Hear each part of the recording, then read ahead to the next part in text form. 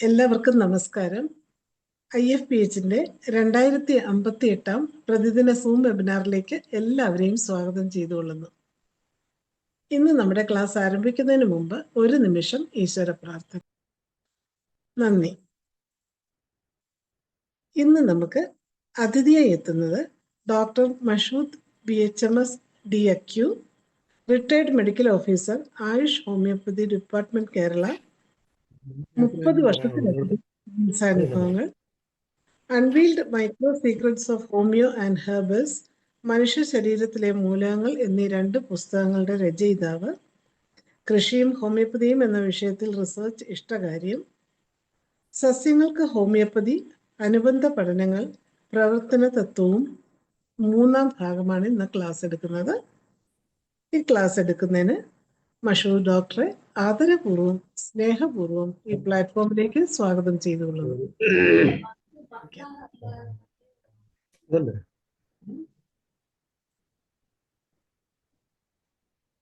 ആരംഭിക്കാം ഡോക്ടറെ. ഓക്കെ ഡോക്ടറെ. ഹലോ. സ്ക്രീൻ വരുന്നുണ്ട്. IFPHന്റെ സന്നിഹിതരായിരിക്കുന്ന എല്ലാവർക്കും എൻ്റെ നമസ്കാരം. കഴിഞ്ഞ ക്ലാസ്സിൽ ഞാൻ കുറേ കാര്യങ്ങൾ പറഞ്ഞിരുന്നെങ്കിലും ഇത്തവണ അത് വീണ്ടും കുറച്ചുകൂടി അനുബന്ധമായിട്ടുള്ള കാര്യങ്ങൾ ഞാൻ ഈ ക്ലാസ്സിൽ പറയാമെന്ന് വയ്ക്കുന്നു. സസ്യങ്ങൾക്ക് ഹോമിയോപ്പതി, അനുബന്ധ പഠനങ്ങൾ, പ്രവർത്തന തത്വം, മോഡസ് ഓപ്പറാൻഡി, ഇതാണ് ഇന്നത്തെ നമ്മുടെ വിഷയം. കഴിഞ്ഞ ക്ലാസ്സിലും ഞാൻ ഇതിനെക്കുറിച്ചാണ് പറഞ്ഞിരുന്നത്. അപ്പോൾ ഇന്ന് പാർട്ട് 3 ആയിട്ട് എടുക്കുന്നെങ്കിലും പാർട്ട് 2-ൻ്റെ കുറേ ഭാഗങ്ങൾ നമുക്ക് കഴിഞ്ഞില്ല എന്നുള്ളതാണ്. ഇന്ന് കഴിഞ്ഞ ക്ലാസ്സിൽ നമ്മൾ ഫൈറ്റോ കെമിക്കൽസ് എന്ന് പറഞ്ഞിരുന്നു. അതിനെ ഒന്നുകൂടി പറയാം. മേജർ ഇൻഗ്രീഡിയൻസ് ആയിട്ട് ഈ ഫൈറ്റോ കെമിക്കൽസ് എന്ന പ്ലാന്റ്സിന്റെ ഭാഗം ആൽക്കലോയിഡ്സിനെയാണ് പ്രധാനമായിട്ടും ഉദ്ദേശിക്കുന്നത്. അതിൽ ആൽക്കലോയിഡ്സ് എന്ന് പറയുമ്പോൾ നൈട്രജൻ ബെയറിംഗ് കോമ്പൗണ്ട്സ് ആണ്. സൈക്കോളജിക്കലും ഫാർമക്കോളജിക്കലും ആയിട്ട് വളരെ വ്യതിരിക്തമായ ആക്ഷൻ ഉള്ളവയാണ് ഈ ആൽക്കലോയിഡ്സ്. എക്സാമ്പിൾ ഞാൻ കഴിഞ്ഞ ക്ലാസ്സിലും പറഞ്ഞു. Morphine, ephedrine, strychnine, nicotine, quinine, cocaine, atropine, caffeine, codeine, capsaicin, vinblastine എന്നിങ്ങനെ പറയുന്ന കുറച്ച് ആൽക്കലോയിഡ്സിനെ പറ്റി ഞാൻ കഴിഞ്ഞ ക്ലാസ്സിൽ പറഞ്ഞിരുന്നു. ഇന്ന് ഞാൻ പ്രധാനമായിട്ടും നമ്മൾ ഇപ്പോൾ ഉദ്ദേശിക്കുന്നത് പ്രവർത്തന തത്വം എന്നാണ്. അപ്പോൾ കഴിഞ്ഞ ക്ലാസ്സിൽ ഞാൻ ആദ്യത്തെ ഒരു പിക്ചർ നിങ്ങൾക്ക് കാണിച്ചിരുന്നു. ആ പ്രവർത്തന തത്വത്തിൽ ഇപ്പോൾ ഒരു ഇൻഗ്രീഡിയന്റ് ആഴ്സനിക് ആൽബുമായിട്ട് ചേർത്ത് കുറച്ച് പ്രോട്ടീനേഷ്യസ് വേർഷൻ, അതായത് അതിൻ്റെ തന്നെ ആഫിഡിനെ ഷുഗർ ഓഫ് മിൽക്കുമായിട്ട് ട്രൈച്ചുറേറ്റ് ചെയ്ത് ആഴ്സനിക് 30 ഡ്രോപ്സുമായിട്ട് മിക്സ് ചെയ്ത് അതിൽ നിന്ന് ഏതാനും ഡ്രോപ്സ് മാത്രം നന്നവണ്ണം മിക്സ് ചെയ്ത് വാട്ടർ ലീഫിന് സ്പ്രേ ചെയ്യുകയാണ് ഉണ്ടായത്. അപ്പോൾ ധാരാളമായിട്ട് പെട്ടെന്ന് ഇങ്ങനെ കായ്ച്ച് കണ്ടു. ഇത് ഞാൻ മറ്റ് സസ്യങ്ങളിലും പാവല് അതുപോലുള്ള പലതിലും കണ്ടിട്ടുണ്ട്. അപ്പോൾ നമ്മളിപ്പോൾ എല്ലായിടത്തും കേൾക്കുന്നുണ്ട് ഈ കാർഷിക സർവകലാശാലയുടെ കുറച്ച് വീഡിയോസിലൊക്കെ പറയുന്നുണ്ട്. അവര് ഹോമിയോപ്പതിക്കാർ ഇങ്ങനെ ഒച്ചിനെ തന്നെ കലക്കി ഒഴിച്ചാൽ മതി എന്ന് പറയുന്നു. അഫിഡിനെ തന്നെ കലക്കി ഒഴിച്ചാൽ മതി എന്ന് പറയുന്നു. ഇത് ഞാൻ ആദ്യം കുറേ നാൾ 1996 ഞാനിത് ആദ്യം കുറേ നാൾ ടെസ്റ്റ് ചെയ്തിട്ടുണ്ടായിരുന്നു. ഞാൻ കഴിഞ്ഞ ക്ലാസ്സിൽ പറഞ്ഞ കുരുമുളകിൻ്റെ ഉണ്ടാകുന്ന ഒരു തരം പുള്ളു, അതായത് പൊട്ട്. കുരുമുളകിൻ്റെ പുറമേ നമ്മൾ നോക്കുമ്പോൾ കുരുമുളകിൻ്റെ ലീഫിൻ്റെ പുറത്ത് കുരുമുളകിൻ്റെ സൈസിൽ തന്നെ നല്ല റൗണ്ടായിട്ട് കൊണ്ടു കറക്റ്റായിട്ട് ഉള്ള 1-2 എറപ്ഷൻസ് ഇങ്ങനെ പൊള്ളി നിൽക്കുന്ന കാണാം. അത് പൊള്ളുമല്ല, മറിച്ച് അതൊരു വൈറ്റ് ആൻഡ് ഈച്ച ഒന്ന് മുട്ടയിട്ടിട്ട് അതിനകത്ത് ഇരുന്ന് തന്നെ പോയി ഇട്ട് ആ ഇലയുടെ മുകളിൽ ഇങ്ങനെ ഒരു ഇല പൊള്ളി റൗണ്ട് കുരുമുളക് പോലെ നിൽക്കുന്നതാണ്. ഞാൻ അതിനെ കളക്ട് ചെയ്തിട്ട് ഇതിൻ്റെ പുറമെ ട്രൈച്ചുറേറ്റ് ചെയ്ത് ശരിയായിരിക്കും. പിന്നെ അത് ഷുഗർ മിൽക്ക് ട്രൈച്ചുറേറ്റ് ചെയ്തിട്ട് സ്പിരിറ്റുമായി ചേർത്ത് ഡ്രോപ്സ് ആക്കി അതിനെ പിന്നെ ഞാൻ വെള്ളമായിട്ട് ചേർത്ത് കുരുമുളകിനെ ഞാൻ ഇടുക്കി ഡിസ്ട്രിക്റ്റിൽ 1-2 പേർക്ക് പരിചയക്കാർക്ക് കൊടുക്കുകയും ചെയ്തു. ആ കുരുമുളകിന്റെ പ്രത്യേകത എന്ന് പറഞ്ഞാൽ ഈ ഷഡ്പദാതിൽ വന്നു എന്നില്ല, മാത്രമല്ല മറ്റ് ചില രോഗങ്ങൾ ഉണ്ടായി എന്നതിൽ മാത്രമല്ല ധാരാളമായിട്ട് കുരുമുളക് കായ്ക്കുകയും ചെയ്തു. ഇതും ആ ലീഫിന്റെ ഒരു ഭാഗമാണ് നമ്മളെടുത്ത്. അത് അതേസമയം ആ ലീഫിന്റെ ആ ഭാഗത്ത് ശരിക്കും അതിലുള്ള ആ സ്ട്രക്ചർ, സെല്ലിന്റെ സ്ട്രക്ചർ നോർമൽ അല്ല എന്ന് കൂടി നമ്മൾ ഓർക്കണം. അബ്നോർമലായിട്ടുള്ള ഒരു സെൽ സ്ട്രക്ചർ ആയിരിക്കാം അതിലുണ്ടായിരുന്നത് എന്നും മറ്റൊരു ഒരു ജീവിയുടെ മായിട്ടുള്ള പ്രവർത്തനം മൂലം അതിൽ പ്രവർത്തിച്ച് എന്തെങ്കിലും ഒരു എക്സ്റ്റേണൽ പ്രോഡക്റ്റ് നൂതനമായിട്ട് അവിടെ ഉണ്ടായിട്ടുണ്ടാകാം എന്നുള്ളത് ഒക്കെയാണ് നമ്മൾ ശ്രദ്ധിക്കുക. ഇതിപ്പോൾ ഒരുപാട് പേരങ്ങനെ ചെയ്യുന്നതായിട്ട് എനിക്കറിയാം. പക്ഷെ നമ്മുടെ നാട്ടിൽ ഇതൊരു പുതിയ ഒരു ഇതാണ്. ഞാൻ കുറേ സസ്യങ്ങൾക്ക് ഇങ്ങനെ കണ്ടിട്ടുണ്ട്. അപ്പൊ അത് ഇന്ന് ഈ അടുത്ത കാലത്താണ് ഞാനത് വേറെ പലരും ചെയ്തു എന്നൊക്കെ ഇങ്ങനെ അറിഞ്ഞത് കൊണ്ടാണ് ഇന്ന് ഞാനത് എടുത്തു പറഞ്ഞത്. ഞാൻ നിരന്തരമായ സത്യാന്വേഷണം സമ്പൂർണ്ണത കൈവരിക്കുന്നതിനായി വേണം. ഇത് ഞാനിന്ന് ഓർഗനോണില് നമ്മുടെ ഈ മോഡസ് ഓപ്പറാൻഡിയെ കുറിച്ച് ഒരു പേജ് പറയുന്നുണ്ട്. അപ്പൊ അതില് നമ്മുടെ മെഡിസിന്റെ ആക്ഷനെ കുറിച്ച് എന്താണ് പറയുന്നത്? ഹോമിയോപ്പതി എല്ലായ്പ്പോഴും ഉദ്ദേശിക്കുന്നത് ഒരു സ്ലൈറ്റ്ലി ഹയർ ആയിട്ടുള്ള ഒരു പൊട്ടൻസി ബോഡിയിൽ അപ്ലൈ ചെയ്യുമ്പോൾ അന്നേരം ആ ശരീരത്തിലുണ്ടാകുന്ന സയൻസ് ആൻഡ് സിംറ്റംസിന് ഈ ഹയർ ആയിട്ടുള്ള എനർജിയുടെ പ്രൊവോക്കേഷൻ വഴി റിയാക്ഷൻ നടന്നിട്ട് വൈറ്റൽ ഫോഴ്സ് ഇതിനെ പുറന്തള്ളുന്നു. ഇതാണല്ലോ നമ്മുടെ തിയറി. അത് തന്നെയാണ് യഥാർത്ഥത്തിൽ ഈ മരുന്നുകളിൽ പ്രൂവിങ്ങിലും. ഹൈപ്പർ പൊട്ടൻസീസ് നമ്മൾ ഡൈലൂട്ടഡ് നിരന്തരമായി കൊടുക്കുമ്പോൾ ശരീരത്തിന് വൈറ്റൽ ഫോഴ്സ് അതിനെ തിരിച്ചറിയുകയും സമാന്തരമായിട്ടുള്ള സിംറ്റംസിനെ പ്രൊഡ്യൂസ് ചെയ്യുകയും ചെയ്യും. അപ്പൊ അങ്ങനെയാണ് നമ്മൾ ഈ സിമിലിബസ് കുറാൻറ്റൂർ എന്ന് പറയുന്ന ആ പ്രിൻസിപ്പിള് നമ്മളെല്ലാം അഡോപ്റ്റ് ചെയ്ത് അതിൽ അധിഷ്ഠിതമായിട്ട് നമ്മൾ ചികിത്സ നടന്നു വരുന്നത്.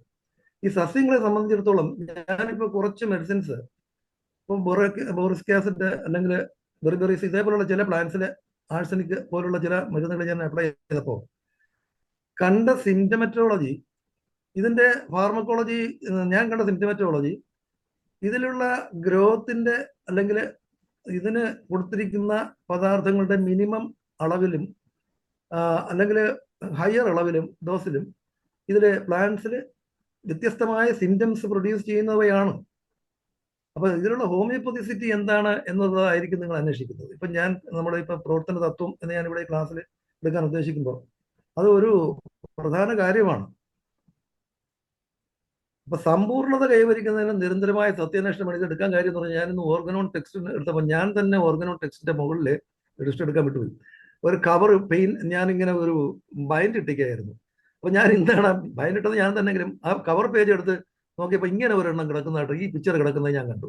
ഞാൻ തന്നെ ഒരു പേപ്പർ വെച്ച് പോയി ബൈൻഡ് ചെയ്ത് വെച്ചതാണ്.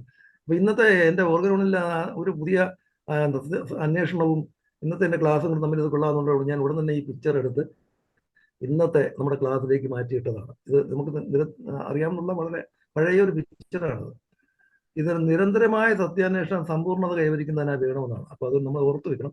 നമ്മളെല്ലാം എപ്പോഴും ഇതിന്റെ ഈ പറയുന്നെങ്കിലും കാര്യങ്ങൾക്ക് നിരന്തരമായി വേണം. കാരണം കാലം, പിന്നെ ഓരോ പേഷ്യന്റ്, ഓരോ പ്ലാന്റ്, ഈ പ്ലാന്റ്സിൽ തന്നെ നമ്മളെ പോലെ വളരെ വൈവിധ്യമായിട്ടുള്ളതുണ്ടെങ്കിലും സിംറ്റമറ്റോളജിയിൽ വളരെ കുറച്ച് മാത്രമേ ഉള്ളൂ. ഏകാഗ്രമായിട്ടുണ്ട്. ഞാൻ അത് കഴിഞ്ഞ ക്ലാസ്സിൽ പറഞ്ഞാണ്, അത് ഇന്ന് ഞാൻ ഒന്ന് ഓടിച്ച് പറയാം. അപ്പൊ റെസിൻസിനെ കുറിച്ച് പറയുകയാണെങ്കിൽ രണ്ടാമത് ആൽക്കലോയിഡ്സ് എന്ന് പറയുമ്പോൾ റെസിൻസ് ആണ് അടുത്ത ഒരു വിഭാഗം. അവ സോളിഡ് ആയിട്ടുള്ളതും സെമി സോളിഡ് ആയിട്ട്, അതായത് ഖരാവസ്ഥയിലുണ്ട്, അർദ്ധഖരാവസ്ഥയിലുണ്ട്, അമോർഫസ് ആയിട്ടുള്ള, അതായത് പൊടിഞ്ഞു പോകുന്ന രീതിയിലുള്ള ഉണ്ട്. Organic സോൾവൻസിൽ soluble ചെയ്യുന്നവയുണ്ട്. ഇൻസൊല്യൂബിള്, സാധാരണ ഇൻസൊല്യൂബിൾ ഇൻ വാട്ടർ ആണ്. റെസിൻസ് എല്ലാം വാട്ടറിൽ ഇൻസൊല്യൂബിൾ ആണ്. പിന്നെ ഇവ ആന്റിസെപ്റ്റിക് ആയിട്ടുള്ള പ്രോപ്പർട്ടി ഉള്ളവയും സ്റ്റിമുലൻസുമായിട്ട് ഉപയോഗിക്കുന്നവയുമാണ് റെസിൻസ്. കറ.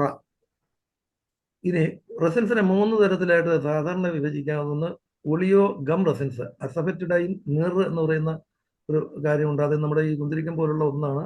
അറേബ്യൻ നാടുകളിൽ സ്ഥിരമായിട്ട് ഉപയോഗിക്കുന്നതാണ്. അത് പോയിക്കുന്നതിന് മറ്റും ഉപയോഗിക്കുന്ന വളരെ സുഗന്ധമായിട്ടുള്ള ഒരു സാധനമാണ്. ഗ്ലാസി ചുവന്ന കട്ടിയായിട്ട് കറ ഇങ്ങനെ മരത്തിൽ നിന്ന് ഉണ്ടാകുന്ന ഒന്നാണ്.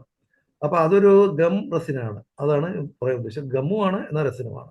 അസഫെറ്റിഡൈൻ കായം അതുപോലെ ഒരു മരത്തിന്റെ വേരിൽ നിന്ന് വെട്ടിയെടുക്കുന്നതാണ്.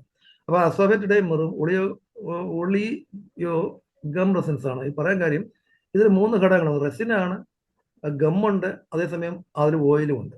അപ്പൊ നമ്മൾ ഈ ആയുർവേദത്തിന്റെ പുസ്തകങ്ങളെല്ലാം കഴിഞ്ഞ ക്ലാസ്സിൽ ഞാൻ പറഞ്ഞു ഒളിയോ റെസിൻ എന്ന് പറഞ്ഞാൽ വോളറ്റൈൽ ഓയിലാണ്, ബാഷ്പ തൈലം എന്നാണ് അതിനെ പറയുന്നത്.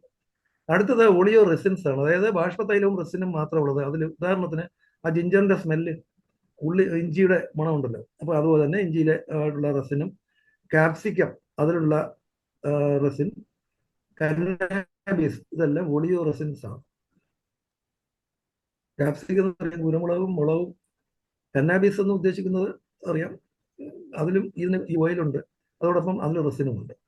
ഈ ഗ്ലൈക്കോ റെസിൻസ് എന്ന് പറയുന്നത് ജാലപ്പ, നമുക്കറിയാവുന്ന മെഡിസിനാണ്. ഗ്ലൈക്കോ റെസിന്റെ പ്രത്യേകത എന്ന് പറഞ്ഞാൽ അത് ഷുഗർ കണ്ടെയ്നിങ് ആണ്. അതിനകത്ത് ഒരു ഗ്ലൈക്കോസ് അല്ലെങ്കിൽ ഗ്ലൂക്കോസും ഉണ്ട്, പിന്നെ അത് റെസിനും ഉണ്ട്.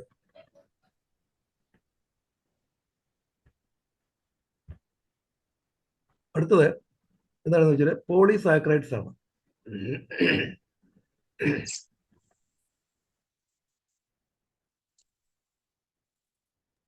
പോളിസാക്കറൈഡ്സ് എന്ന് ഉദ്ദേശിക്കുന്നത് മ്യൂസിലേജിനസ് ആയിട്ടുള്ള പദാർത്ഥങ്ങളാണ്, പ്ലാന്റ്സിന്റെ പ്രോഡക്ട്സ് ആണ്.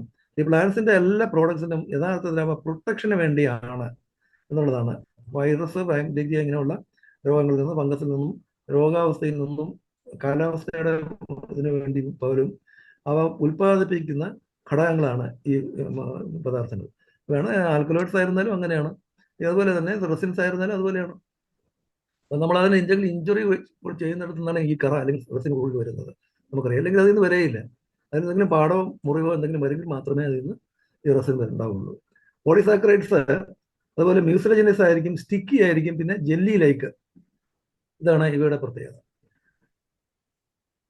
ഇറിറ്റേറ്റഡ് ടിഷ്യൂസിന് സൂത്ത് ചെയ്യാനായിട്ട് ഈ പോളിസാക്കറൈഡ്സിന് കഴിയുന്നതുകൊണ്ടാണ് അത് ഫാർമക്കോളജിയിൽ അത് ഉപയോഗിക്കുന്നത്. മാഷ്മല്ലോ റൂട്ട് എന്ന് പറയുന്നത് ഒരു തരം പ്രത്യേക റൂട്ടാണ്. ഇത് ട്രീറ്റ്മെന്റ് സൈഡിൽ വരുന്ന ഒരു വേരിനെ പറ്റിയാണ്. അല്ലാതെ തന്നെ പോളിസാക്കറൈഡ്സ് ഉള്ള നമ്മുടെ നാട്ടിലും അനേകം സാധനങ്ങളുണ്ട്. ഇനി അടുത്തത് ഫീനോൾസ് എന്ന് പറഞ്ഞാൽ എന്താണ്? ഫീനോളിക് കോമ്പൗണ്ട്സ് എന്ന് പറയുന്നത് ഇൻഫെക്ഷനെതിരെ പ്രൊട്ടക്ട് ചെയ്യുന്നതിന് ഉപയോഗിക്കുന്ന ഫീനോൾസ്. പ്ലാന്റ്സിന്റെ വലിയ മരങ്ങളിൽ നിന്ന് പോലും ഈ ഫീനോൾസ് ഉത്പാദിപ്പിക്കുന്നുണ്ട്. സിമ്പിൾ ആയിട്ടുള്ള ഉണ്ട്, അല്ലാതെ തന്നെ ഉണ്ട്, കോംപ്ലക്സ് ആയിട്ടുള്ള ഫീനോൾസും ഉണ്ട്. ഈ സാലിസിലിക് ആസിഡ് അഥവാ ആസ്പിരിൻ എന്ന് പറയുന്നത് ഒരു പ്ലാന്റിൽ നിന്ന് പ്രൊഡ്യൂസ് ചെയ്യുന്നതാണെന്ന് നമുക്കെല്ലാം അറിയാം. വില്ലോ ട്രീയിൽ നിന്നാണ് സാലിസിലിക് ആസിഡ് ഉത്പാദിപ്പിക്കുന്നത്. ഇനി അടുത്ത കോമൺ ഇൻഗ്രീഡിയൻസ്, നമ്മൾ സാധാരണ നമ്മൾ ഉപയോഗിക്കുന്ന ഭക്ഷണ പദാർത്ഥങ്ങളിലുള്ള കുറച്ച് ഇൻഗ്രീഡിയൻസിനെ കുറിച്ച് ഞാൻ പറയാം. ടെർമറിക്, കുർക്കുമിൻ ആണ്. മഞ്ഞളിലുള്ളത് കുർക്കുമിൻ എന്ന് പറയുന്ന പദാർത്ഥമാണ്. അതൊരു പോളിഫീനോളാണ്. അതിന്റെ ഫാർമക്കോളജിക്കൽ ആക്ഷൻ ആണ് ആന്റി ഇൻഫ്ലമേറ്ററി ആണ്.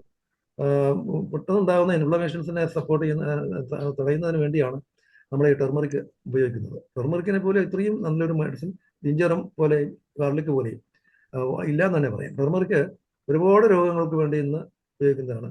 ഈ വൻകുടലിനെ സംബന്ധിച്ചിടത്തോളം ഏറ്റവും ഉത്തമ ഔഷധം ടെർമറിക് ആണ്. നമുക്ക് ഇതിലെ കുർക്കുമിൻ എന്ന പദാർത്ഥം തന്നെയാണ് അതിലെ ആക്റ്റീവ് പ്രിൻസിപ്പിൾ കൂടുതലായിട്ടും ഈ ആക്ഷനും ആന്റിബയോട്ടിക്, ആന്റി ഇൻഫ്ലമേറ്ററി ആയിട്ട് വർക്ക് ചെയ്യുന്നതെന്നാണ് മനസ്സിലാക്കാവുന്നത്. ഗാർലിക് അടുത്തത് അല്ലിസിൻ എന്ന് പറയുന്നത് ഒരു സൾഫർ കോമ്പൗണ്ടാണ്.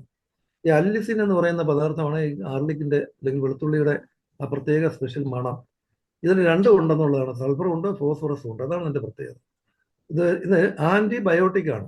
ഇവിടെ ആന്റി മൈക്രോബിയലും കൂടിയാണ്. ആന്റി മൈക്രോബിയൽ എന്ന് പറയുന്നത് കുറച്ച് ചെറിയ ഓടൊപ്പം തന്നെ അല്പം കൂടി വലിയ ഓർഗാനിസംസ്, നിമാറ്റോഡ്സ്, വേംസ്, വിരകൾ, ചെറിയ വിരകൾ, അതിനൊക്കെ ഈ ഗാർലിക് ആന്റി ആയിട്ട് പ്രവർത്തിക്കും. അതുകൊണ്ടാണ് നമ്മൾ പണ്ട് വളരെ വർഷങ്ങളായിട്ട് കാലങ്ങൾ കൊണ്ട് തന്നെ നമ്മൾ ഭക്ഷണ പദാർത്ഥത്തിൽ ഗാർലിക് ഉപയോഗിക്കുന്നതാണ്. എന്നാലും നമ്മുടെ അരിയം സറ്റൈവ, നമ്മളിപ്പോൾ ടിഞ്ചറായിട്ട് ഉപയോഗിക്കുന്ന അരിയം സറ്റൈവയോളം ഈ കൊളസ്ട്രോൾ പോലുള്ള രോഗങ്ങൾക്ക് വേറെ ഒരു മരുന്നും തന്നെ ഇല്ല. അതുപോലെ ശതാവരി, ഈ ശതാവരി എന്ന് പറഞ്ഞാൽ ഒരു ശതാവരി എന്ന് പറയുന്ന ഒരു സസ്യത്തിന്റെ, അതായത് വേരാണ്, ഒരു കിഴങ്ങാണ്. അതൊരു സ്റ്റീറോയിഡലായിട്ടുള്ള ഒരു സ്റ്റീറോയിഡൽ ആക്ഷൻ ഉണ്ട്. അപ്പൊ പ്ലാന്റ്സിന്റെ സ്റ്റീറോയിഡിന്റെ ഒരു ശതാവരി എക്സാമ്പിളാണ്. അത് ഒരു സപ്പോണിനാണ് യഥാർത്ഥത്തിൽ സ്റ്റീറോയിഡലായിട്ടുള്ള സപ്പോണിനാണ്. സപ്പോണിൻസ് എന്ന് ഞാൻ നേരത്തെ പറഞ്ഞു. ശതാവരിൻ ഒരു ടോക്സിക് പ്രോഡക്റ്റ് ആണ്. പിന്നെ റീപ്രൊഡക്റ്റീവ് ഹെൽത്തിനാണ് ഉപയോഗിക്കുന്നത്. അപ്പം നമ്മുടെ റീപ്രൊഡക്റ്റീവ് സെക്ഷൽ സ്ഫിയറിൽ കൂടുതൽ ഉത്തേജനം ഉണ്ടാവുകയും ജനറൽ ഹെൽത്തിനെ നന്നായിട്ട് ഹെൽപ്പ് ചെയ്യുകയും ചെയ്യുന്ന ഒന്നാണ് ശതാവരി. അതുപോലെ അലോസ്, ഈ അലോസ് സൊക്കട്രീന എന്നാണ് നമ്മൾ ഉപയോഗിക്കുന്നത്. സ്കോട്രീന, അലോസ് സൊക്കട്രീന എന്ന് പറയുന്ന പ്ലാന്റ് ആണ് നമ്മുടെ മെഡിറ്റോണ്ടിക്കയിൽ നാം ഉപയോഗിക്കുന്നത്. നമ്മുടെ നാട്ടിലുള്ളത് അലോവീരയാണ്. അലോവീര ധാരാളമായിട്ട് ഉപയോഗിക്കുന്നുണ്ട്. ഞാൻ കഴിഞ്ഞ ക്ലാസ്സിൽ പറഞ്ഞു, നമ്മുടെ ഭക്ഷണ പദാർത്ഥത്തിൽ വേണം ചിലർ ഇത് കണ്ടമാനമായിട്ട് ഭക്ഷണമായിട്ട് ഉപയോഗിക്കുന്നത് എന്ന് എനിക്ക് അറിയില്ല. അത് കഴിക്കുന്നവരുണ്ട്, പച്ചയ്ക്ക് കഴിക്കാം. ഇത് പോയിസണസ് ആണ്. യഥാർത്ഥത്തിൽ ധാരാളമായിട്ട് കഴിച്ചാൽ റായായിട്ട് കഴിക്കുമ്പോൾ അത് പോയിസണസ് ആണ്. പിന്നെ അതിൻ്റെ ടിഞ്ചറും മറ്റും ധാരാളമായിട്ട് ഇപ്പോൾ നമ്മുടെ ഫാർമക്കോളജി ആയിട്ട് പലരും ചികിത്സയ്ക്കായിട്ട് ഉപയോഗിക്കുന്നതായിട്ട് കാണാം. ആന്ത്രാക്സിൻ ഗ്ലൈക്കോസൈഡ് ആണ് അതിലുള്ളത്. അതിൽ ഗ്ലൈക്കോസൈഡ് ഉണ്ട്. ആന്ത്രാക്സിൻ ഗ്ലൈക്കോസൈഡ് ആണ് അതിലെ ആ പോർഷൻ, ആ വെളുത്ത കൂടുതലായിട്ട് അടങ്ങിയിരിക്കുന്ന ഇൻഗ്രീഡിയൻറ്റ്. അത് ലാക്സേറ്റീവായിട്ട് പ്രവർത്തിക്കുന്നത് ഈ ആന്ത്രാക്സിനാണ്. അടുത്തത് വിങ്ക റോസിയ ഒരു എക്സാമ്പിളാണ്. പെരിവിങ്കിൾ എന്ന് വേറൊരു പേരുണ്ട്. വിങ്ക റോസിയ എന്ന് പറയുന്നത് നമുക്കറിയാം ശവനാറി പൂവ്, അല്ലെങ്കിൽ ശവനാരി എന്നതിന് പേരുണ്ട്. ഈ ശവക്കോട്ട പച്ച എന്നതിനെ പറയും. അതിൽ റോസ് നിറത്തിലുള്ള പൂക്കളുള്ളവയുണ്ട്, വെള്ള നിറത്തിലുള്ള പൂക്കളുള്ളവയുമുണ്ട്. വൃത്തിയുള്ള പ്രദേശങ്ങളിൽ, അധികം ആൾ സഞ്ചാരം ഇല്ലാത്തടത്തും, നല്ല തുറസായ വെയിലുള്ള ഭാഗത്തും, പ്രത്യേകിച്ച് ഈ ശവപ്പറമ്പിൻ്റെ ഏരിയകളിലൊക്കെയാണ് വിങ്ക കാണുന്നത് സാധാരണ. വിങ്ക്രിസ്റ്റൻ എന്ന് പറയുന്നത്, വിംബ്ലാസ്റ്റ് എന്ന് പറയുന്നത് ഇതിൻ്റെ പ്രധാനപ്പെട്ട ഇൻഗ്രീഡിയൻസ് ആണ്. അത് ആൻറ്റി ക്യാൻസർസ് പ്രോപ്പർട്ടി ഉള്ളവയായതുകൊണ്ട് ആയുർവേദത്തിൽ വളരെ തുച്ഛമായ ചെറു മരുന്നുകൾ മാത്രമേ ഈ ക്യാൻസറസ് എന്നുള്ള ഒരു പേരിൽ അറിയപ്പെടുകയുള്ളൂ. പഴയ പുസ്തകങ്ങൾക്ക് എത്ര വായിച്ചാലും അന്നൊന്നും അർബുദം എന്ന മലയാളത്തിൽ പറയുന്ന അതിന് കൂടുതൽ വരുന്നത്. അത് പക്ഷേ പ്രധാനപ്പെട്ട ഒരു മരുന്ന് ഈ വിങ്ക റോസിയാണ്. മറ്റൊന്ന് പാടത്താളി എവിടെയോ ഞാൻ വായിച്ചതായിട്ട് കണ്ടു, അതിൻ്റെ പേരും ഉപയോഗിക്കുന്നതായിട്ട് തോന്നുന്നു. പക്ഷേ ഈ വിങ്ക റോസിയ വളരെ പ്രശസ്തമാണ്. നമ്മുടെ ആയുർവേദത്തിലും അലോപ്പതിയിലും ഇന്ന് വിങ്ക റോസിയ ഉപയോഗിക്കുന്നതാണ്. ഇത് ഗുഗ്ഗുലു എന്ന് പറയുന്നത് അറിയാം. ഗുഗിൾ സ്റ്റിറോണാണ്. ഇതിലെ ഒരു സ്റ്റിറോയിഡിന്റെ മറ്റൊരു ഉദാഹരണമാണ് ഗുഗ്ഗുലു. നമുക്കറിയാവുന്ന ഇതാണ്, ഫൈറ്റോ സ്റ്റിറോയിഡാണ്, ലാക്സേറ്റീവാണ്.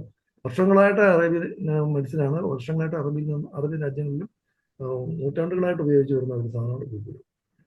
നീം എന്ന് പറയുന്നത് അറിയാം, അസഡിറാക്റ്റിനാണ്. മെലിയ അസഡിറാക്റ്റിയ എന്നാണ് ഇതിന്റെ സയന്റിഫിക് നെയിം. ആന്റി മൈക്രോബിയൽ ആണെന്നുള്ളതാണ് ഇതിന്റെ. ഇപ്പൊ സാധാരണയായിട്ട് വലിയ വിരകൾക്കും മറ്റും നമ്മുടെ സസ്യങ്ങൾക്ക് തന്നെ ഇതിന്റെ പിണ്ണാക്ക് ഉപയോഗിക്കുന്നതായിട്ട് അറിയാം. പിന്നെ ജിഞ്ചർ, സിഞ്ചിബറിനാണ്, ആന്റി ഇൻഫ്ലമേറ്ററി ആണ്. ഈ ജിഞ്ചർ വളരെ ലഘുവായിട്ട് തോതിൽ ദിവസവും കഴിക്കുന്നതുകൊണ്ട് ഒരുപാട് ഗുണങ്ങളുണ്ട് നമ്മൾ. പക്ഷേ നമ്മൾ ജിഞ്ചറിന്റെ കറി വെച്ച് കഴിക്കുന്നുണ്ട്, അല്ലാതൊക്കെ കഴിക്കുന്നുണ്ടെങ്കിൽ അതിനേക്കാൾ നല്ലത് നമ്മുടെ സിഞ്ചിബർ എന്ന് പറയുന്ന നമ്മുടെ ടിഞ്ചർ ഡ്രോപ്സ് ആയിട്ട്, അല്ലെങ്കിൽ ഇത് ജിഞ്ചർ തന്നെ വെള്ളത്തിൽ നന്നായിട്ട് ചൂടാക്കി ആ വെള്ളം മാത്രമായിട്ട് ഉപയോഗിക്കുന്നതാണ് കൂടുതൽ നല്ലത്. ആന്റി ഇൻഫ്ലമേറ്ററി ആയതുകൊണ്ടാണ്. ഒരു ദിവസത്തെ പ്രധാനപ്പെട്ട നമ്മുടെ ഇൻഫ്ലമേറ്ററി റെസ്പോൺസ്, ശരീരം വൈകുന്നേരം ആകുമ്പോൾ എന്തായാലും കുറേ ഭാഗങ്ങൾ നശിച്ചും കുറേ ഭാഗങ്ങൾ ഇൻഫ്ലമേറ്റ് ചെയ്തും ഒക്കെ ആയി വരും. അപ്പോൾ വൈകുന്നേരങ്ങളിൽ ഈ ജിഞ്ചർ നമുക്കൊരു നല്ല ആന്റി ഇൻഫ്ലമേറ്ററി ആയിട്ട് പ്രവർത്തിക്കും. അടുത്തത് ഡെഫിഷ്യൻസി എക്സസ് ആണ്. പ്ലാന്റ്സിനെ കുറിച്ച് ഡെഫിഷ്യൻസി ഉണ്ട്. പ്ലാന്റ്സിന് തന്നെ കുറിച്ച് ഡെഫിഷ്യൻസിയും എക്സസും ഞാൻ പറയാം. ആദ്യമായിട്ട് ബോറോൺ അയൺ ഡെഫിഷ്യൻസിയെ കുറിച്ച് പറയാം. അയൺ എക്സസ് ആയിട്ട് വരികയാണെങ്കിൽ, സാധാരണ അയൺ എക്സസ് വളരെ ലഘു സാധാരണ കാണുന്നതല്ല. എന്നാൽ റെയറായിട്ട് മാത്രമേ എക്സസ് വരാറുള്ളൂ. കാരണം എന്നാൽ എക്സസ് ആയിട്ടുള്ള അയൺ ഉണ്ടായാൽ മറ്റ് ഇന്ററാക്ഷൻ വഴി കോപ്പർ, പിന്നെ അതുപോലെ മാംഗനീസ് പോലുള്ള എലിമെന്റ്സിനെ അബ്സോർഷനെയും ഇത് ഇന്റർഫിയർ ചെയ്യുകയും ഇന്റർഫറൻസ് അല്ലെങ്കിൽ ഇന്ററാക്ഷൻ വഴി അവയുടെ ഡെഫിഷ്യൻസി ഉണ്ടാവുകയും ചെയ്യും. അതാണ് അയണിന്റെ പ്രത്യേകത. അപ്പോൾ അയൺ കൂടുതലായിട്ട് വന്നാലും പ്ലാന്റ്സിന് അത്ര വലിയ അഫക്ഷൻ ഉണ്ടാകുന്നതായിട്ട് കാണുന്നില്ല.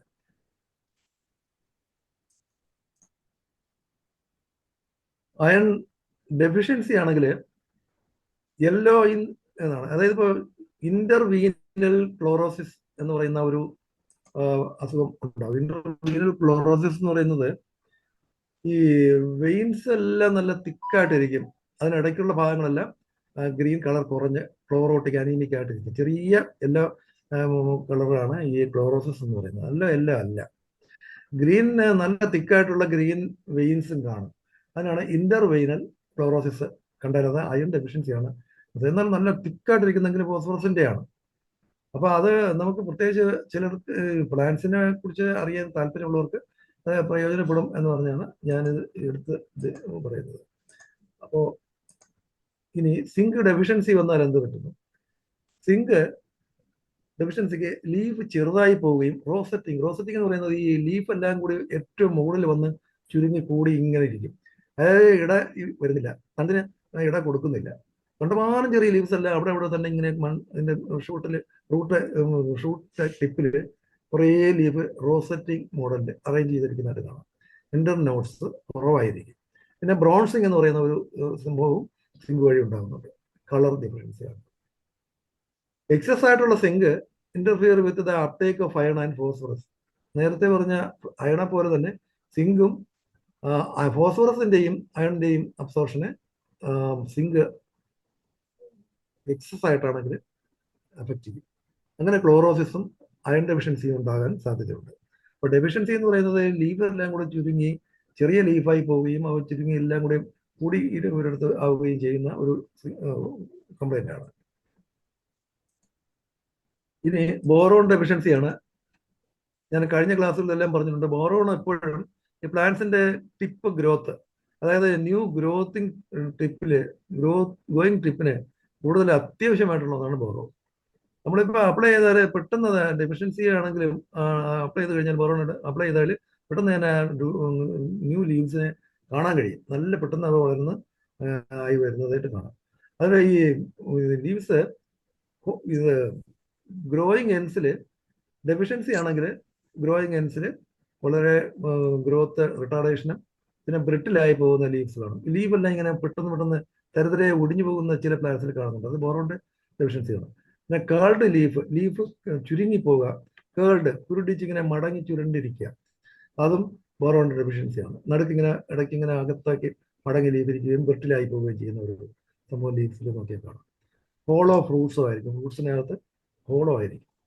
ഇനി ബോറോൺ എക്സസിന്റെ കാര്യമാണ് നമ്മൾ മുമ്പൊക്കെ പറഞ്ഞിട്ടുള്ളത്. അതായത് ഈ ഒരുമാതിരി ചന്ദ്രക്കലയുടെ ഹാഫ് മൂൺ സൈസിൽ ഇങ്ങനെ ഒരു നെക്രോട്ടിക് ഏരിയ, നെക്രോസിസ് എന്ന് പറഞ്ഞാൽ ഡെഡ് ഏരിയയാണ്. കുറച്ച് ഒരു ലീഷൻ പോലെ ഇങ്ങനെ ലീഫിന്റെ ബോർഡറിലാണ് കാണുന്നത്. അത് എസ്പെഷ്യലി ഓൾഡ് ലീഫിന്റെ മാർജിൻസിലാണ് ആദ്യം കാണുന്നത്, പിന്നീട് യങ്ങർ ലീഫിലും കാണും. എക്സസ് കൂടുതലാണെങ്കിൽ യങ്ങർ ലീഫിലും കാണും. കാരണം ബോറോൺ എപ്പോൾ കൊടുത്താലും നേരെ ഗ്രോയിങ് ടിപ്പിലേക്ക് അബ്സോർബ് ചെയ്ത് വലിച്ചു കൊണ്ടുപോകും. അവിടെയാണ് അതിന്റെ പ്രവർത്തന മണ്ഡലം.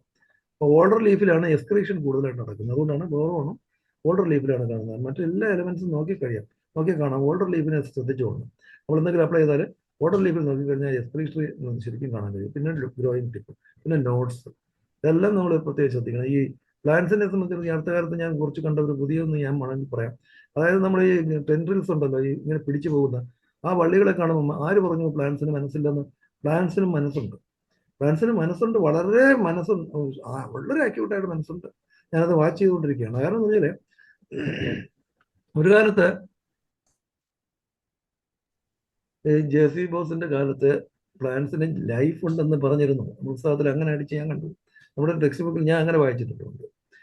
ലൈഫ് ഉണ്ട് എന്ന് പറയണമെങ്കിൽ ഒന്ന് കണ്ടുപിടിച്ചു, അല്ലെങ്കിൽ ഉണ്ടെന്ന് അദ്ദേഹം പറഞ്ഞു. പക്ഷെ ലൈഫ് എന്ന് പറയുന്നത് പോലും അന്ന് പ്ലാന്റ്സിന് നമ്മുടെ ആ അർത്ഥതലങ്ങൾ, അല്ലെങ്കിൽ നമ്മുടെ ആ ഇതെല്ലാം എങ്ങനെയായിരുന്നു എന്ന് അറിയാൻ വേണ്ടിയാണ്. ഇപ്പോഴും നാം വളരെ അജ്ഞരാണ് എന്നുള്ളതാണ്. അപ്പം പ്ലാന്റ്സിനെ കുറിച്ച് ഇന്ന് നമ്മൾ ധാരാളമായിട്ട് മനസ്സിലാക്കി. അതുപോലെയാണ് പ്ലാന്റ്സിന് നിലവുണ്ട് എന്നുള്ളതാണ്. അതിനെങ്ങനെ അറിയാമെന്ന് വെച്ചാൽ ഈ ടെൻഡ്രിൽസ് ഞാൻ വാച്ച് ചെയ്യുമ്പോൾ നിങ്ങൾ അതിനടുത്ത് എന്തെങ്കിലും വെച്ച് കഴിഞ്ഞാൽ അത് അങ്ങോട്ട് തന്നെ പോകും. തിരിച്ചതിന് ഇപ്പം ഈ പ്ലാന്റ്സ് ക്ലൈംബിംഗ് പ്ലാന്റ്സ് ആണെങ്കിൽ ശരിക്കും അറിയാൻ പറ്റും. അവയുടെ ടെൻഡ്രിൽസും അവയുടെ റൂട്ട് എന്താ പറയുന്ന ഗ്രോയിങ് ടിപ്പും എല്ലാം എപ്പോഴും മുകളിലേക്ക് ഇങ്ങനെ വളഞ്ഞ് അതൊരു പ്രത്യേക രീതിയിൽ പോകുന്നതായിട്ട് കാണാം. അതാണ് ഞാൻ ഉദ്ദേശിച്ചത്. അപ്പോൾ അത് ബോറോണിന്റെ എക്സസിൽ ഈ മാർജിനിൽ വരുന്ന ആ ഹാഫ് മൂൺ നെക്രോസിസ് ഏരിയ വളരെ ഇമ്പോർട്ടൻ്റ് ആണ്. അതിന് ആർക്കും കാണാവുന്നതാണ്. ബോറിക് ആസിഡ് എന്ന് പറയുന്ന പൗഡർ വാങ്ങി നമ്മൾ ഈ പ്ലാന്റ്സിൽ അധികം ഇട്ടാൽ പെട്ടെന്ന് ചെയ്യുന്നു. ലേശമായിട്ട് കൊടുത്ത് നോക്കിയാൽ ഓരോ പൊട്ടൻസിയിലും കൊടുക്കാം. 1x കൊടുക്കാം, 2x കൊടുക്കാം, 3x കൊടുക്കാം. 1x കാണും, 2x കാണും, 3x കാണും, 4x കാണും, 6x വരെയും കണ്ടിട്ടുണ്ട്. അതിന് മുമ്പോട്ടുള്ള പൊട്ടൻസിയിൽ ഒരിക്കലും എനിക്ക് കാണാൻ ആദ്യമായിട്ട് ഞാൻ അതുകൊണ്ടാണ് എൻ്റെ എക്സ്പെരിമെന്റിൽ ഞാൻ ആദ്യം കുറേ ദിവസം പറഞ്ഞിരുന്നു നിങ്ങളടുത്ത് ഒരു ഓണക്കാലത്ത് ഞാൻ എൻ്റെ ക്ലിനിക്ക് അടച്ചിട്ടിട്ട് അവിടെ മഷത്തണ്ട് വെച്ചിരുന്നു. മഷത്തണ്ടിൻ്റെ ഇങ്ങനെ ഓടുന്നിടത്ത് താഴെ ബോട്ടിലിൽ ഞാൻ എക്സ്പെരിമെന്റ് ചെയ്യുമായിരുന്നു. അപ്പോൾ അതിൽ അപ്ലൈ ചെയ്ത് ബോറോണിന്റെ ഒരു ബോട്ടിൽ വെച്ച് ചെയ്യേണ്ടി വന്നു. ഈ കാര്യം ടെസ്റ്റ് ചെയ്യാൻ വേണ്ടി തന്നെയാണ്. ഞാൻ വിചാരിച്ച അതേ റിസൾട്ട് എനിക്ക് കാണാൻ കഴിഞ്ഞു. ആ ഗ്രോയിങ് ടിപ്പിൽ ഞാൻ കുപ്പിയിൽ ഇങ്ങനെ താഴേക്ക് ചിത്രങ്ങളൊക്കെ ഞാൻ നേരത്തെ കാണിച്ചിരുന്നു. അതിൽ ആ റൂട്ടിൽ ആ ലീഫില് ഗ്രോയിങ് ടിപ്പില് ഒരു നെക്രോട്ടിക് ഏരിയ എനിക്ക് കാണാൻ കഴിയും. അപ്പൊ ഞാൻ തുറന്ന് ഒരാഴ്ച 2 ആഴ്ച കഴിഞ്ഞ് ഉണക്ക് കഴിഞ്ഞിട്ട് നോക്കുമ്പോൾ ഇത് കറക്റ്റായിട്ട് അലിയിക്കണം. ഞാനത് വീണ്ടും റിപ്പീറ്റഡായിട്ട് കാണുന്നു. 30 പൊട്ടൻസിയിൽ ഒരിക്കലും എനിക്ക് കാണാൻ പറ്റി. അതൊക്കെ പൊട്ടൻസിയുടെ ഡിഫക്റ്റ് കൊണ്ടാണ് എന്ന് ഒരു പക്ഷേ പറഞ്ഞേക്കാം. നമ്മൾ ഈ എക്സ്പെരിമെന്റ് എത്ര ക്ലിയർ ആയിട്ട് ചെയ്താലും ഈ ബാക്കിയുള്ളവർ പറയുന്നവർക്കും അറിയുന്നവർക്കും ധാരാളമായിട്ട് പറയാം. ഒരുപാടുണ്ട്. ഹോമിയോപ്പതി മെഡിസിൻസ് ആര് പ്രിപ്പയർ ചെയ്യുന്നു, ആര് ലേബൽ ചെയ്യുന്നു, ഏത് പൊട്ടൻസിയാണ് എന്ന് നമുക്ക് വിശ്വാസത്തിന്റെ ഭാഗങ്ങളിൽ 90% ഈ കാര്യങ്ങളിൽ ക്വസ്റ്റ്യൻസിൽ നമ്മൾ വായുടെ മൂടിപ്പോകേണ്ടി വരും. അതുകൊണ്ട് പൊട്ടൻസി നല്ല പൊട്ടൻസി ആയിരുന്നു എന്ന് ഞാൻ വിശ്വസിക്കുന്നു. എനിവേ 30ലും എനിക്ക് ഒരിക്കലും ഇത് കാണാൻ കഴിയും. അത് എൻ്റെ എക്സ്പെരിമെന്റൽ സൈറ്റ് എങ്ങനെയായിരുന്നു, ഒരു സെൻസിബിൾ ആയിട്ടുള്ള രീതിയിലായിരുന്നു ഞാൻ ആ എക്സ്പെരിമെന്റ് ചെയ്തത്. അതുകൊണ്ട് ബോറോൺ എനിക്ക് നല്ലവണ്ണം കാണാൻ കഴിഞ്ഞ ഒരു എലിമെന്റ് ആണ്. ഇനി കോപ്പർ ഡെഫിഷ്യൻസി എന്ന് പറയുന്നത്, കോപ്പർ, ചെമ്പ്. ഈ കോപ്പർ എർത്തിന് പ്ലാന്റ്സിന് വളരെ ഇമ്പോർട്ടൻ്റ് ആയിട്ടുള്ള ഒരു എലിമെന്റ് ആണ്. അതായത് ഡിസ്റ്റോർട്ടഡ് ഓർ വിത്തേഡ് യങ് ലീവ്സ് ആണ് ഇതിന്റെ പ്രത്യേകത. Stunted growth, necrosis of the growing point, അറ്റം തന്നെ പെട്ടെന്ന് കരിഞ്ഞു പോകുന്നു. ഡെഫിഷ്യൻസി ഓഫ് കോപ്പർ ആണ്. വിത്തേഡ് യങ് ലീവ്സ്, വാടി നിൽക്കുന്നു. വിതേഡ് വാടി തന്നെ വാടിപ്പോകുന്നില്ല. ഡിസ്റ്റോർട്ടഡ് എന്ന് പറഞ്ഞാൽ ശരിക്കും കുരുടിച്ചു പോകും. യങ് ലീവ്സ് തന്നെ ഈ കാണുകയും അതേസമയം അറ്റ്മോസ്റ്റ് ടിപ്പ് എന്ന് പറയുന്നത് കരിഞ്ഞും കാണും. കോപ്പർ എക്സസ് ആണെങ്കിൽ റൂട്ട് ഗ്രോത്ത് ആണ് പ്രധാനമായിട്ട് വരുന്നത്. കോപ്പർ കൂടുതലാകുമ്പോൾ റൂട്ടിനെ ബാധിക്കുന്നതായിട്ട് കാണാം. Yellowness of young leaves, iron deficiency പോലെ യെല്ലോനെസ് ഓഫ് യങ് ലീവ്സ് നമുക്ക് കാണാൻ കഴിയും. ഈ കോപ്പറിന്റെ കളർ, ഇപ്പൊ കോപ്പർ സ്പോട്സ് എന്ന് നമ്മൾ ഒരു ടെസ്റ്റ് പഠിക്കാറുണ്ടല്ലോ, അതുപോലെ തന്നെ ഇത് യെല്ലോനെസ്, ഇപ്പൊ അയണിന്റെ യെല്ലോനെസ് ക്ലോറോസിസ് ആണ്, ചെറിയൊരു ഗ്രീൻ ഷെയ്ഡേ ഉള്ളൂ. കോപ്പറിന്റെ നല്ല യെല്ലോനെസ് തന്നെ കാണാൻ കഴിയും. മാംഗനീസ് അതുപോലെയാണ്. Deficiency manganese light green and interveinal chlorosis, അയണിനെ പോലെ ഇന്റർവീനൽ ക്ലോറോസിസ് കാണാൻ കഴിയും. യങ്ങർ ലീവ്സിൽ തന്നെ കാണാൻ കഴിയും മാംഗനീസ് എക്സസ് ആയാൽ dark brown or black necrotic spots, brown അല്ല ബ്ലാക്ക് ആയിട്ടുള്ള സ്പോട്സ് പെട്ടെന്ന് വരുന്നു. അത് ഒരു മെക്കാനിക്കലായിട്ടുള്ള ഒരു ഇഞ്ചുറി ആണോ എന്ന് നമ്മൾ നോക്കണം. ഇപ്പൊ ഇൻസെക്ട്സ് എന്തെങ്കിലും കടിച്ചിട്ടുള്ളതാണെങ്കിൽ അത് കണ്ടാൽ തന്നെ അറിയാം. അതുപോലെ അല്ലാതെ കാണാൻ കഴിയും മാംഗനീസിന്റെ ലീവ്സിൽ.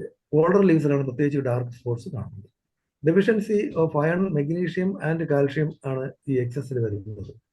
എക്സസ് ആയ മാംഗനീസ് ഉണ്ടായാൽ അത് മെഗ്നീഷ്യത്തിന്റെയും കാൽസ്യത്തിന്റെയും അബ്സോർപ്ഷനെ പെട്ടെന്ന് ബാധിക്കും. ഈ മാംഗനീസ് നമ്മൾ വളരെ ഒളിഞ്ഞു കിടക്കുന്ന ഒരു എലമെന്റ് ആണ്. നമ്മുടെ കാര്യത്തിലും അതുപോലെയാണ്. നമുക്ക് മാംഗനീസ്, കോപ്പർ, അയൺ, കാൽഷ്യം, ഇത് 4 ഉണ്ടെങ്കിൽ മാത്രമാണ് അയൺ മെറ്റബോളിസം നടക്കുന്നത്. ഈ നമ്മുടെ അനീമിയ അല്ലെങ്കിൽ ബ്ലഡ് ഫോർമേഷന് പ്രധാനപ്പെട്ടതായിട്ട് നമുക്ക് എറിത്രോപോയറ്റിൻ എന്ന് പറയുന്ന ആ ഘടകം ഇതിനെ ഹെൽപ്പ് ചെയ്യുന്ന, അല്ലെങ്കിൽ അവയ്ക്ക് വേണ്ടിയുള്ള എലിമെന്റ്സ് എന്ന് പറയുന്നത് ശരിക്കും പറഞ്ഞാൽ മാംഗനീസ് ഉണ്ട്. ഈ മാംഗനീസ് നമ്മൾ ആരും ശ്രദ്ധിക്കില്ല. ഇപ്പോൾ അയൺ ഡെഫിഷ്യൻസി എന്ന് പറയുമ്പോൾ അയൺ മാത്രം കൊടുക്കും, പോരല്ലോ. മാംഗനീസ് മാത്രം പോരാ, കോപ്പർ തന്നെ വേണം. അതായത് ഇന്ത്യയിൽ നമ്മളിപ്പോൾ തേങ്ങയിൽ ധാരാളം കോക്കനട്ട് കണ്ടമാനം കോപ്പർ അടങ്ങിയിട്ടുള്ള ഒരു ഇതാണ്. അതിൽ തന്നെ മാംഗനീസും മെഗ്നീഷ്യവും ഉണ്ട്. അപ്പോൾ മെഗ്നീഷ്യം മാത്രം പോരാ, മെഗ്നീഷ്യത്തിലാണ് ഈ പ്ലാന്റ്സിനെ സംബന്ധിച്ചിടത്തോളം എക്സസ് ആയി പോകുമ്പോൾ, മാംഗനീസ് കൂടുതലായി പോയാൽ മെഗ്നീഷ്യത്തിന്റെ ഡെഫിഷ്യൻസി വരുന്നു. ഇപ്പോൾ പ്ലാന്റിനെ സംബന്ധിച്ചിടത്തോളം ഏറ്റവും പ്രധാനം കാൽസ്യം മെഗ്നീഷ്യമാണ്. മെഗ്നീഷ്യം ഇല്ലെങ്കിലാണെങ്കിൽ ഗ്രീൻ ഇത് ക്ലോറോഫിലേ ഉണ്ടാകുന്നില്ല. നമ്മളെ ബ്ലഡിലും ബോഡിയിലും കൂടുതൽ എലിമെന്റ്സ് നമ്മൾ അയണാണ് കൂടുതൽ നമ്മൾ കാണുന്നത്. പക്ഷെ അതേപോലെയാണ് പ്ലാന്റ്സിന്റെ എല്ലാ ഭാഗത്തും ഗ്രീൻ വേണമെന്നുണ്ടെങ്കിൽ, പ്രിസർവ് ചെയ്ത് വരണമെന്നുണ്ടെങ്കിൽ, ഫോട്ടോസിന്തസിസ് നടക്കണമെന്നുണ്ടെങ്കിൽ മെഗ്നീഷ്യം തന്നെ വേണം. ഫോസ്ഫറസും മെഗ്നീഷ്യം ഇല്ലാതെ ഒരു പ്ലാന്റിനെ ഡിസ്റ്റാൻഡ് ചെയ്യാൻ പറ്റില്ല. കാൽഷ്യം, ഫോസ്ഫറസ് ആണ് ഏറ്റവും പ്രധാനം. ഇപ്പൊ നമ്മളെ സംബന്ധിച്ചിടത്തോളം ഫോസ്ഫറസ് ആണ് ഏറ്റവും ഇമ്പോർട്ടൻ്റ് ആയിട്ടുള്ള ന്യൂക്ലിയസ് പോയിന്റ്. അതായത് നമ്മുടെ DNA-യിലും ബ്രെയിനിലും ഒക്കെ കാണുന്ന, ആകെ കൂടി കാണുന്ന ഒരു എലിമെന്റ് എന്ന് പറഞ്ഞാൽ ഫോസ്ഫറസ് ആണ്. ഫോസ്ഫറസ് ഇല്ലാതെ DNA ഇല്ല. സ്ട്രക്ചർ ഓഫ് ന്യൂട്രിയൻസും സ്ട്രക്ചർ ഓഫ് ടിഷ്യൂസും ഇല്ല. ഫോസ്ഫറസ് ആണ് ബോണിന് കാൽസ്യത്തെക്കാളും നമുക്ക് കൂടുതലായിട്ട് വരുന്നത്.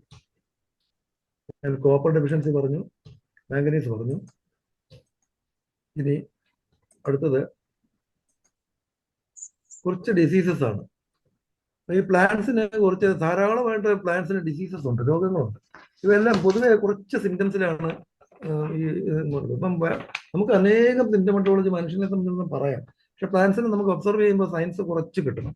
അവയിൽ പ്രധാനപ്പെട്ടത് ഇപ്പം എൻ്റെ ഇൻഫെക്റ്റീവ് ആയിട്ടുള്ള ഏജൻസ് എന്ന് പറഞ്ഞാൽ ബാക്ടീരിയ ആകാം, നമ്മളെ പോലെ തന്നെ ഫംഗൈ ആകാം, പിന്നെ വൈറസ് ആകാം, നിമറ്റോഡ്സ് ആകാം. കൂടുതൽ ഈ പ്ലാന്റ്സിനെ ചീത്തയായി പോകുന്ന മണ്ണിലുള്ള നിമറ്റോഡ്സ് ആണ് കൂടുതലായിട്ട് അഫക്ട് ചെയ്യുന്നത്. അതുകൊണ്ടാണ് ഈ വേപ്പിൻ പിണ്ണാക്ക്, നീം പോലുള്ളവ വളരെ ഇമ്പോർട്ടൻ്റ് ആയിട്ട് നമ്മൾ മണ്ണിൽ ഉപയോഗിക്കേണ്ടത്. പിന്നെ അസിഡിറ്റിയാണ് മിക്കവാറും ഫംഗൈയുടെ വളർച്ചയ്ക്ക് കാരണം ഉണ്ടാക്കുന്നത്. അത് ആൽക്കലോ ആകുന്നതിന് വേണ്ടിയാണ് നമ്മൾ ശരിക്കും ഈ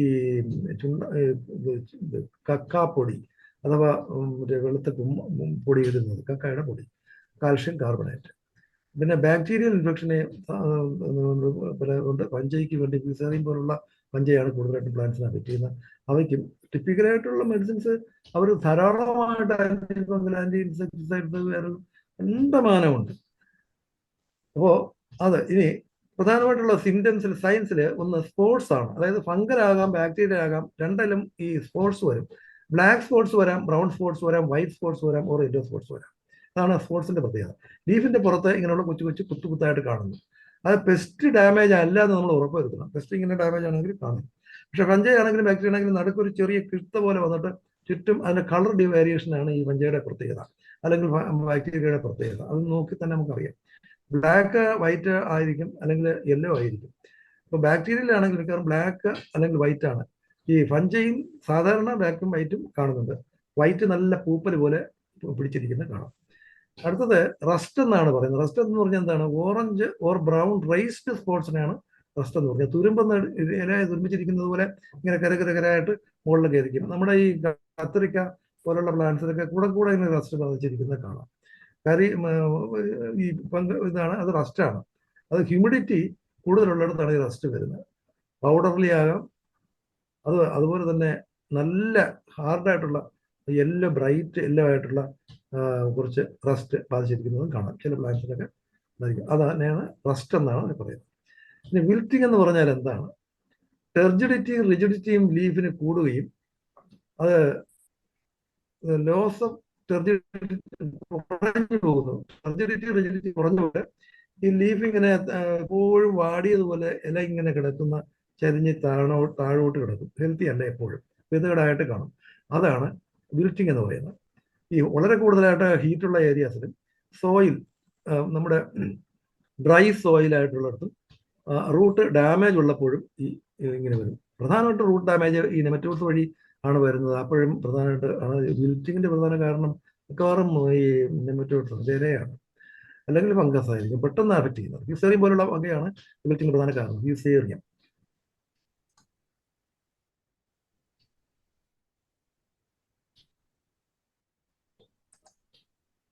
പിന്നെ വേറൊരു കാര്യം എന്ന് പറഞ്ഞാൽ വെർട്ടില്യം എന്ന് പറയുന്നത് അവരുടെയൊക്കെ പേരിൽ അവർക്കൊക്കെ ഈ കൃഷിക്കാർക്ക് വളരെ അറിയാവുന്ന ഒരു തരം പഞ്ചയാണ്. ഇത് രണ്ടും വളരെ ഫേമസ് ആയിട്ടുള്ള പഞ്ചയാണ് ഫ്യൂസേറിയം.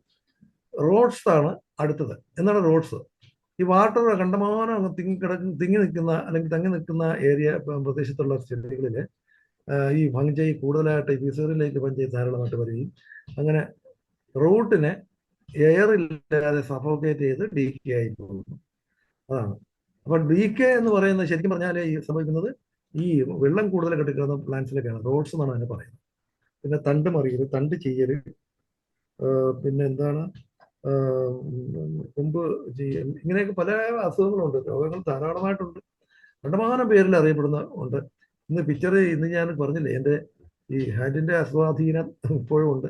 അതുകൊണ്ടാണ് എനിക്ക് കൂടുതൽ പിക്ചറുകൾ ഉൾപ്പെടുത്താൻ കഴിഞ്ഞിട്ടില്ലെങ്കിൽ ഞാൻ എൻ്റെതായിട്ടുള്ള കുറച്ച് നമ്മുടെ ഹോമിയോപ്പതിയിൽ കുറച്ചൊന്ന് ഉൾപ്പെടുത്തിയിട്ടുണ്ട്, അത് പറയാം. രോഗങ്ങൾക്ക് പ്ലാന്റ്സിൽ ഒരുപാട് രോഗങ്ങളുണ്ട്. ഇപ്പോൾ റോട്ട്, ബേസൽ റോട്ട്, റോട്ടിന്റെ തന്നെ പ്രത്യേകതയാണ്. Basal rot, grey mould rot, hard rot എന്നൊക്കെ പറഞ്ഞ് ഇങ്ങനെ റോട്ട് തന്നെ വല്ല പ്രത്യേകതയായിട്ട് പറയുന്നുണ്ട്. റോട്ട്സ് മീൻസ് വാട്ടർ ലോഗ്ഡ് ആയിട്ടുള്ള ഏരിയയിൽ ഈ സഫോക്കേഷൻ മൂലം റൂട്ട് ഡീക്കയാണ് റോട്ട് എന്ന് ഉദ്ദേശിക്കുന്നത്. റസ്റ്റ് ഞാൻ നേരത്തെ പറഞ്ഞു. അതിൽ ബ്ലിസ്റ്റർ റസ്റ്റ് ഉണ്ട്, സിഡർ ആപ്പിൾ റസ്റ്റ് ഉണ്ട്, കോഫി റസ്റ്റ് ഉണ്ട്. ഇതൊക്കെ ആപ്പിളിന്റെ ലീഫിൽ കാണുന്ന റസ്റ്റ് പ്രത്യേകിച്ച് കാണുന്നതും കോഫി ലീഫിൽ കാണുന്ന റസ്റ്റ് പ്രത്യേകിച്ച് കാണുന്നതുമാണ്. പിന്നെ വൈറലായിട്ട് പറയുന്നത് കേർലി ടോപ്പ്, ലീഫിന്റെ അറ്റം ഇങ്ങനെ കേർലി ആയിട്ട് വരുന്നു. മൊസൈക്ക് ഡിസീസ് നമുക്കറിയാം, കേട്ടിട്ടുണ്ട്, മുമ്പ് പഠിച്ചിട്ടുണ്ട്. സോറിയാസിസ് നമ്മൾ പറയുന്ന പോലെ തന്നെ സോറോസിസ് എന്ന് പറയുന്ന ഒരു തരം വൈറൽ ഡിസീസ് ഉണ്ട് പ്ലാന്റിന്. സ്പോട്ടഡ് വിൽറ്റ് ഉണ്ട്, സ്പോട്ടഡ് ഇടയ്ക്കിടയ്ക്ക് ഇങ്ങനെ വിൽറ്റ് സ്പോട്ടഡ് ആയിട്ടുള്ള.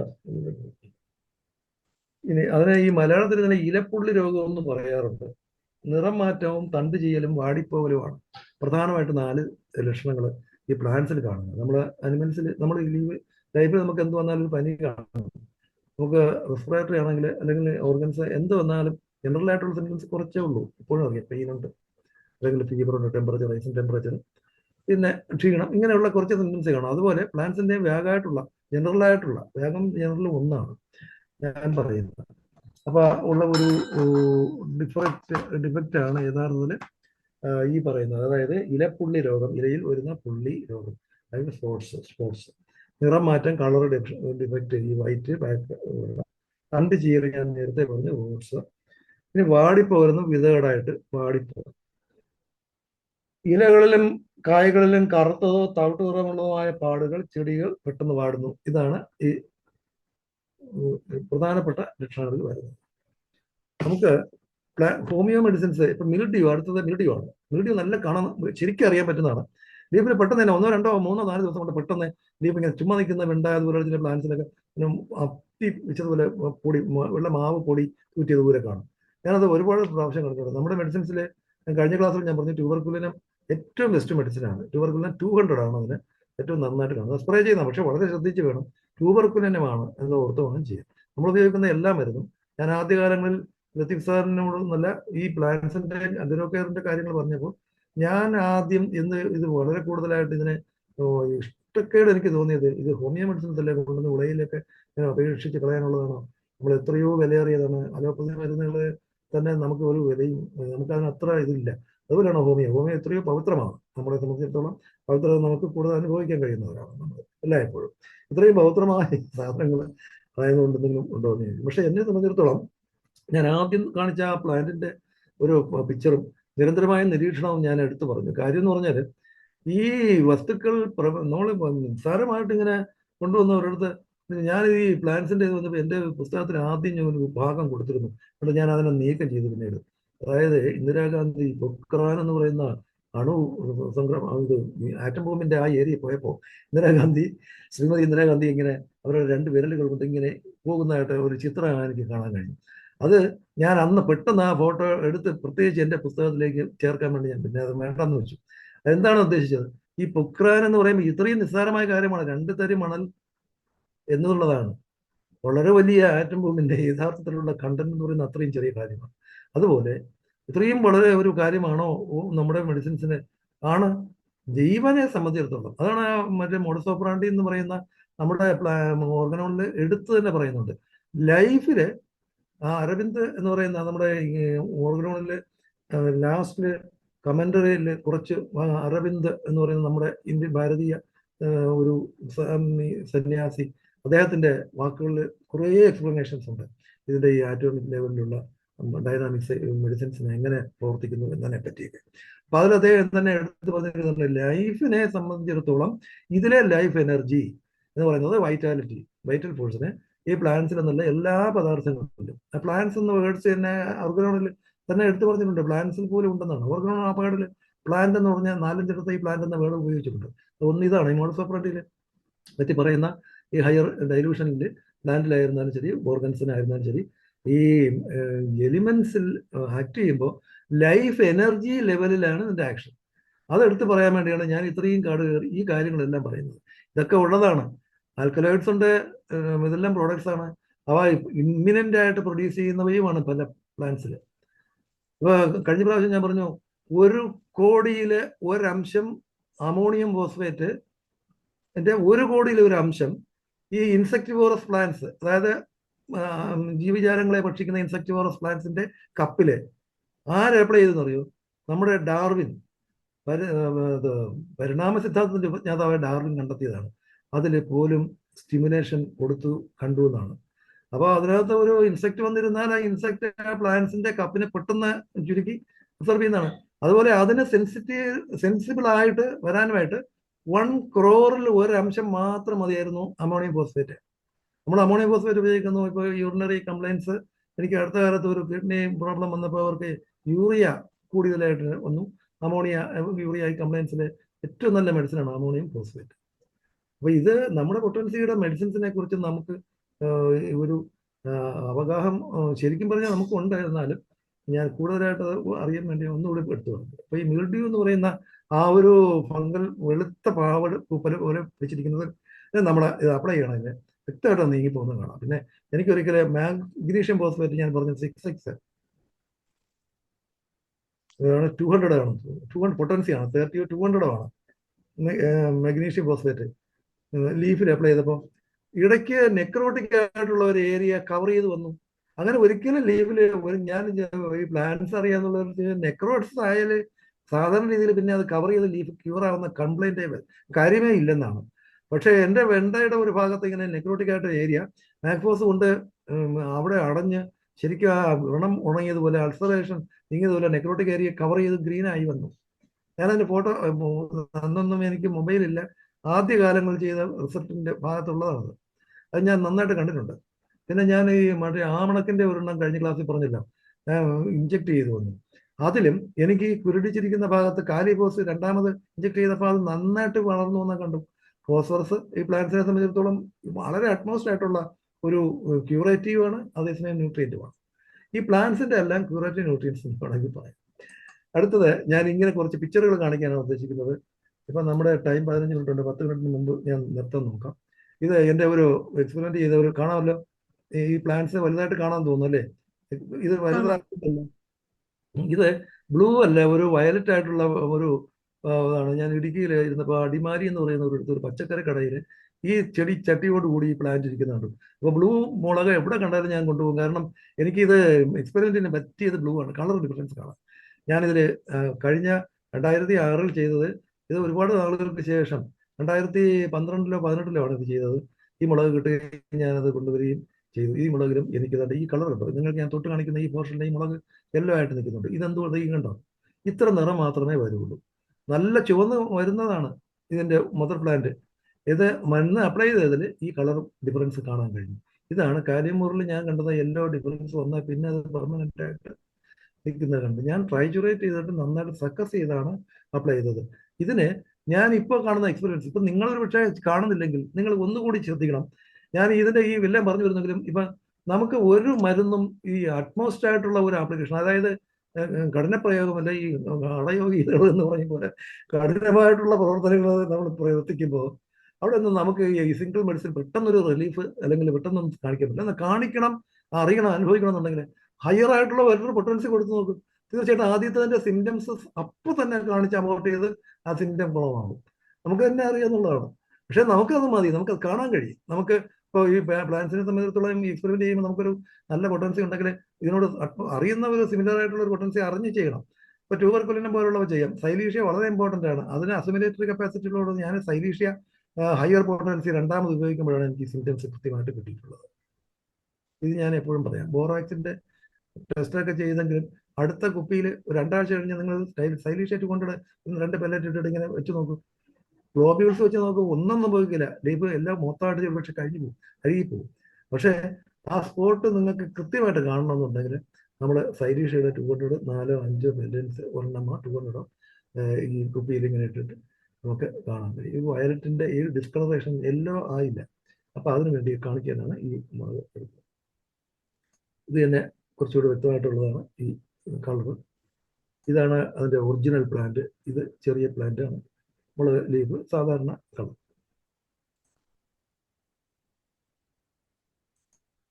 ഇത് ഞാൻ കഴിഞ്ഞ ക്ലാസ്സിൽ ഒരിക്കൽ കാണിച്ചു എന്ന് തോന്നുന്നു എൻ്റെ ഓർമ്മയിൽ. ഇതിന്റെ ഒരു വീഡിയോ ഉണ്ടായിരുന്നു, ഇവ ഇങ്ങനെ ജീവി ചലിക്കുന്നത്. ഇത് മൈക്രോസ്കോപ്പിക്കലാണെന്നുള്ളത് പറഞ്ഞിട്ട് ആദ്യം പറയട്ടെ. ഈ മൈക്രോസ്കോപ്പിക്കൽ എന്ന് ഉദ്ദേശിക്കുമ്പോൾ ഇത് ഇങ്ങനെ കാണുന്നത് മൈക്രോസ്കോപ്പിക്കലായിട്ട് നമുക്ക് നേരിട്ട് നോക്കിയാൽ കാണാൻ പറ്റില്ല. ഇത് ലീഫിൽ ഇങ്ങനെ ചെറിയൊരു ഗ്രീൻ സ്പോട്ട് ഇരിക്കുന്ന പോലെ തോന്നാം ഒരു പക്ഷേ. ഇതിന്റെ കറുത്ത ഇത് ഇപ്പൊ പ്യൂപ്പ എന്ന് പറയുന്ന സ്റ്റേജ് കഴിഞ്ഞ് പുറത്ത് വന്നിരിക്കുന്നതാണ്. ഇതിങ്ങനെ ഇരുന്നിട്ട് ഇനി ഇത് പ്യൂപ്പ എന്ന് പറയുന്ന സ്റ്റേജിലേക്ക് പോകുന്നതിന് മുമ്പുള്ളതാണിത്. മുട്ട വിരിഞ്ഞുണ്ടാകുന്ന നിമ്പ് ഗ്രീനായി. ഇനി ഇത് പ്യൂപ്പയിലേക്ക് പോകും. ആ പ്യൂപ്പ കഴിഞ്ഞിട്ടുള്ള കറുത്ത സ്പോട്ട് മാത്രമേ നമുക്ക് ലീഫിൽ കാണാൻ കഴിയുള്ളൂ. ഒരു ലീഫ് എടുത്താൽ കുറച്ച് കറുത്ത സ്പോട്ട് ഇങ്ങനെ ഇരിക്കുന്നതാണ് ലീഫിനകത്ത്. ചെറിയതായിട്ടൊരു ഇതിൻ്റെ ഏരിയയും കാണും. ജീവി ചെറുതായതുകൊണ്ട് അത് ഇത് ഊറ്റി കുടിക്കുന്നതല്ല. പിന്നീട് ഇത് പ്യൂപ്പായിട്ട് അത് പിരിഞ്ഞിറങ്ങുന്നത് വൈറ്റ് ഷഡ്പഥമാണ്. ചെറിയൊരു ആർത്രോപോഡാണ്, വളരെ ചെറുതാണ്. അതും ഒരു 2 മില്ലിമീറ്ററേ അതിന് കാണുള്ളൂ സൈസ്. നമുക്ക് കാണാൻ കഴിയില്ല. നമ്മൾ പടുത്ത് നിൽക്കുമ്പോൾ എന്തെങ്കിലും പൊടി പറന്നു പോകുന്ന പോലെ തോന്നുന്നു, ഒന്നോ രണ്ടോ. ഇത് ഞാൻ എൻ്റെ മഷിത്തണ്ട് ചെടിയിലാണ് കണ്ടത്, പെപ്പറോമിയ പെലൂസിഡ. ആ പ്ലാന്റിലാണ് കണ്ടത്. ഇതിന് പറയാൻ കാര്യം എന്ന് പറഞ്ഞാൽ, ഞാൻ ഈ സൈലീഷ്യ എന്ന് പറയുന്ന മെഡിസിൻ അപ്ലൈ ചെയ്ത് എക്സ്പെരിമെന്റ് നടത്തിയതിന്റെ അടുത്ത് നിൽക്കുന്ന പ്ലാന്റ്സിൽ പോലും ഇത് കാണാൻ കഴിഞ്ഞില്ല, ഇത് കണ്ടില്ല. ഇന്ന് ദൂരെ നിന്ന എല്ലാ പ്ലാന്റിലും ഇത് കണ്ടു. ഞാനത് പിന്നെ റിപ്പീറ്റഡ് എക്സ്പെരിമെന്റ് ചെയ്തു, സൈലീഷ്യ അപ്ലൈ ചെയ്തിട്ട് ഇത് കാണാനേ കഴിഞ്ഞില്ല. ഈ സാധനം അങ്ങനെ എനിക്കിത് കിട്ടിയ ഒരു മൈക്രോ ആയിട്ടുള്ള ഒരു ജീവിയാണ്. നമ്മുടെ നല്ല ടിപ്പിക്കലായിട്ട് ആർക്കും അറിയാം, ചെയ്യാവുന്നതാണ്. മഴക്കാലത്ത് നിങ്ങൾ മഷിത്തട്ടിന്റെ അടിയിൽ നോക്കിയാൽ ഇങ്ങനെ ചെറിയ കുരുകുര ചെറിയ ഗ്രീൻ ആയിട്ടിരിക്കും. അങ്ങനെ മൈക്രോ എതിർകൾ നോക്കിയാൽ ഇവ ഇങ്ങനെ അങ്ങോട്ടും ഇങ്ങോട്ടും ചരിക്കുന്ന കാണാം. നന്നായിട്ട് ഒരു വീഡിയോ ഉണ്ടായിരുന്നു, അത് കാണിക്കാൻ പറ്റുന്നില്ല. സൈലീഷ്യ മാത്രമാണ് 200 കാണുന്നത്. മറ്റു മെഡിസിൻസ് 200 കാലിമുറൊക്കെ ഞാൻ നോക്കിയിട്ടുണ്ട്, പക്ഷെ സൈലീഷ്യയോളം അത്ര എഫക്റ്റീവായിട്ട് മറ്റൊന്നും ചെയ്യാൻ പറ്റില്ല. ഇത് പിന്നെ ഇതിപ്പോ കാണിക്കുന്നതിന് ഒന്ന് സർക്കുലേറ്റ് ചെയ്ത റൗട്ട് കാണിക്കണമെന്നുണ്ട്. അതിന്റെ ഒരു ഓപ്ഷൻ എൻ്റെ ഇവിടെ നിന്ന് മാറിക്കിടക്കുകയാണ്. അതൊന്നും തിരിച്ച് കാണിക്കാൻ പറ്റുന്നില്ല. ഇത് ഇങ്ങനെ മതി, അതാണ് എളുപ്പം. കാരണം ഈ റൂട്ട് താഴെ വന്നില്ലേ, ഒരു റോസറ്റി അറേഞ്ച്മെന്റ് എന്ന് പറയുന്നത് നേരത്തെ ഞാൻ പറഞ്ഞില്ലേ, റോസറ്റി ലീഫ് എല്ലാം കൂടെ മിഞ്ഞുകൂടി അവിടെ അടുത്തത്ത് വരുന്നു. ഇവിടെ തണ്ട് നീളം കൂടി ഇവിടെ എത്തിയപ്പോൾ ആ ഇടയ്ക്കുള്ള ആ ഭാഗം കുറഞ്ഞു പോയിട്ട് കാണുന്നു. പിന്നെ ലീഫിൽ സ്പോട്ട് എന്ന് പറഞ്ഞുകൊണ്ട് ചെറിയ ചെറിയ സ്പോട്ട്സ് ഇതും കണ്ടതാണ്.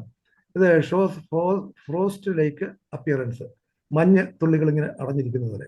ടോപ്പ് ഫോർവേഡ് സ്റ്റൗട്ടഡ് ആയിട്ട് ടോപ്പില് സ്റ്റൗട്ടഡ് ആയിട്ട് കാണാം വിത്ത്.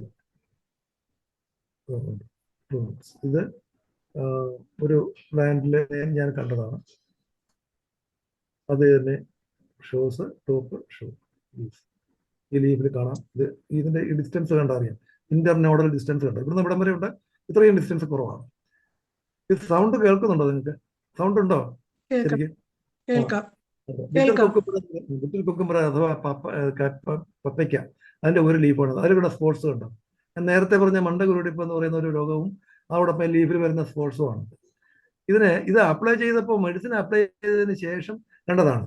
അതുകൊണ്ടാണ് ഈ ചിത്രങ്ങൾ ഇങ്ങനെ വരച്ചു വെച്ചിരിക്കുന്നത്. ഫോട്ടോ എടുക്കാൻ കഴിഞ്ഞ സമയങ്ങളല്ലെന്ന്. ഫോട്ടോ ഒന്നും എനിക്ക് മൊബൈൽ പോലും ഇല്ലായിരുന്ന സമയത്താണ്. ഇത് 2000, അതായത് വെറും 1996-ലാണ്. 96-ലൊക്കെയാണ് ഞാൻ ഇത് ചെയ്തത്. മീസ്ലി ഫ്രോസ്റ്റ് അപ്പിയറൻസ്, ഇത് പൾസാറ്റില എന്ന് പറയുന്ന മെഡിസിനാണ്. മെഡിസിനൊക്കെ വളരെ ഉറപ്പുള്ള, നല്ല ശരിക്കും ഗ്യാരണ്ടിയോടുകൂടി നിങ്ങൾക്ക് കാണാൻ കഴിയും. ശരിക്കും പറഞ്ഞാൽ പൾസാറ്റിൽ അപ്ലൈ ചെയ്താൽ ഈ പ്ലാന്റ്സിൽ, ചില പ്ലാന്റ്സിൽ ഇങ്ങനെ കാണാൻ കഴിയും.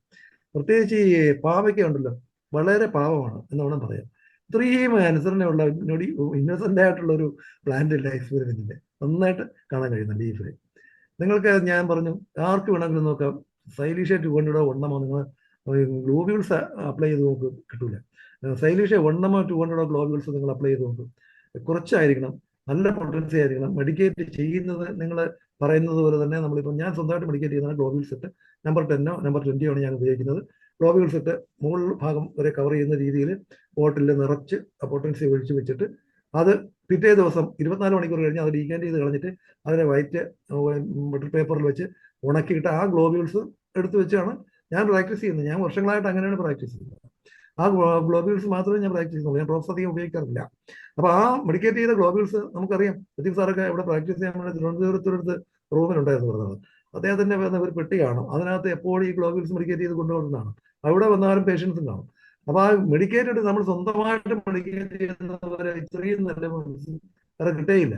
അത് കാരണം മെഡിസിൻസ് ഇത്രയും വേണം. കുറെ കൂടി ടോപ്പിൽ മുകളിലേക്ക് നന്നായിട്ട് മോയിസ്റ്റൻ ചെയ്ത് ഈ ഗ്ലോബ്യൂൾസിന് മുഴുവനും ഇതിന്റെ മെഡിസിനൽ പാർട്ടിക്കിൾസ് പിടിച്ച് ഇരിക്കുന്നു.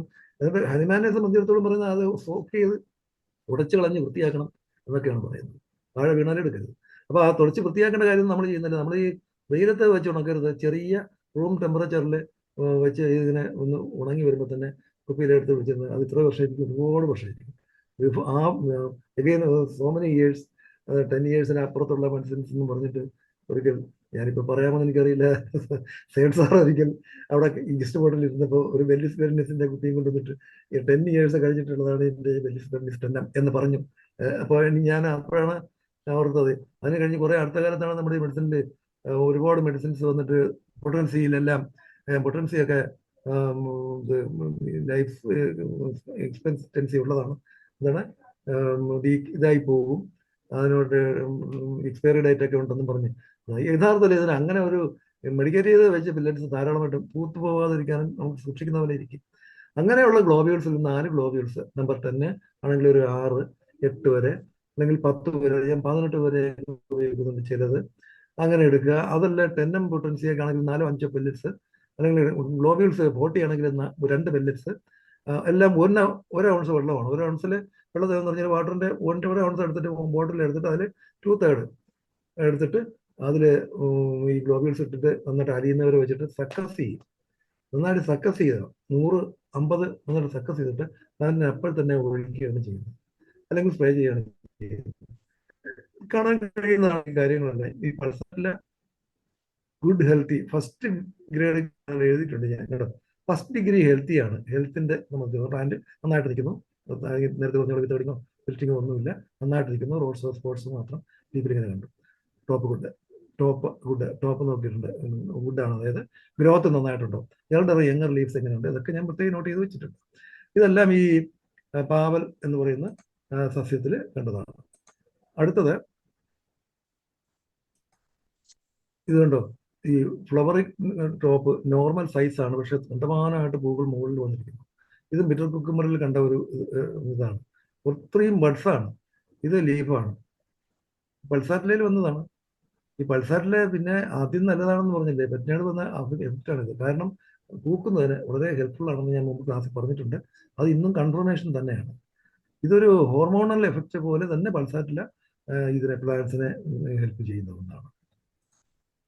ഇനി ഇത് ഞാൻ പറഞ്ഞ ലീഫിന്റെ ഈ ബൈഫിഡി ലീഫ് ഇങ്ങനെ നിങ്ങളെല്ലാം പ്ലാന്റ്സ് പയറൊക്കെ നടുന്നുണ്ട്. സാധാരണ ഇത് കാണാൻ സാധ്യത ഉണ്ട് ഇടയ്ക്ക്, എന്നാലും മെഡിസിൻ അപ്ലൈ ചെയ്താൽ ഇത് കൂടുതലായിട്ട് കാണാൻ കഴിയും. ഈ കാര്യം ഇത് ശ്രദ്ധിച്ചാൽ മതി.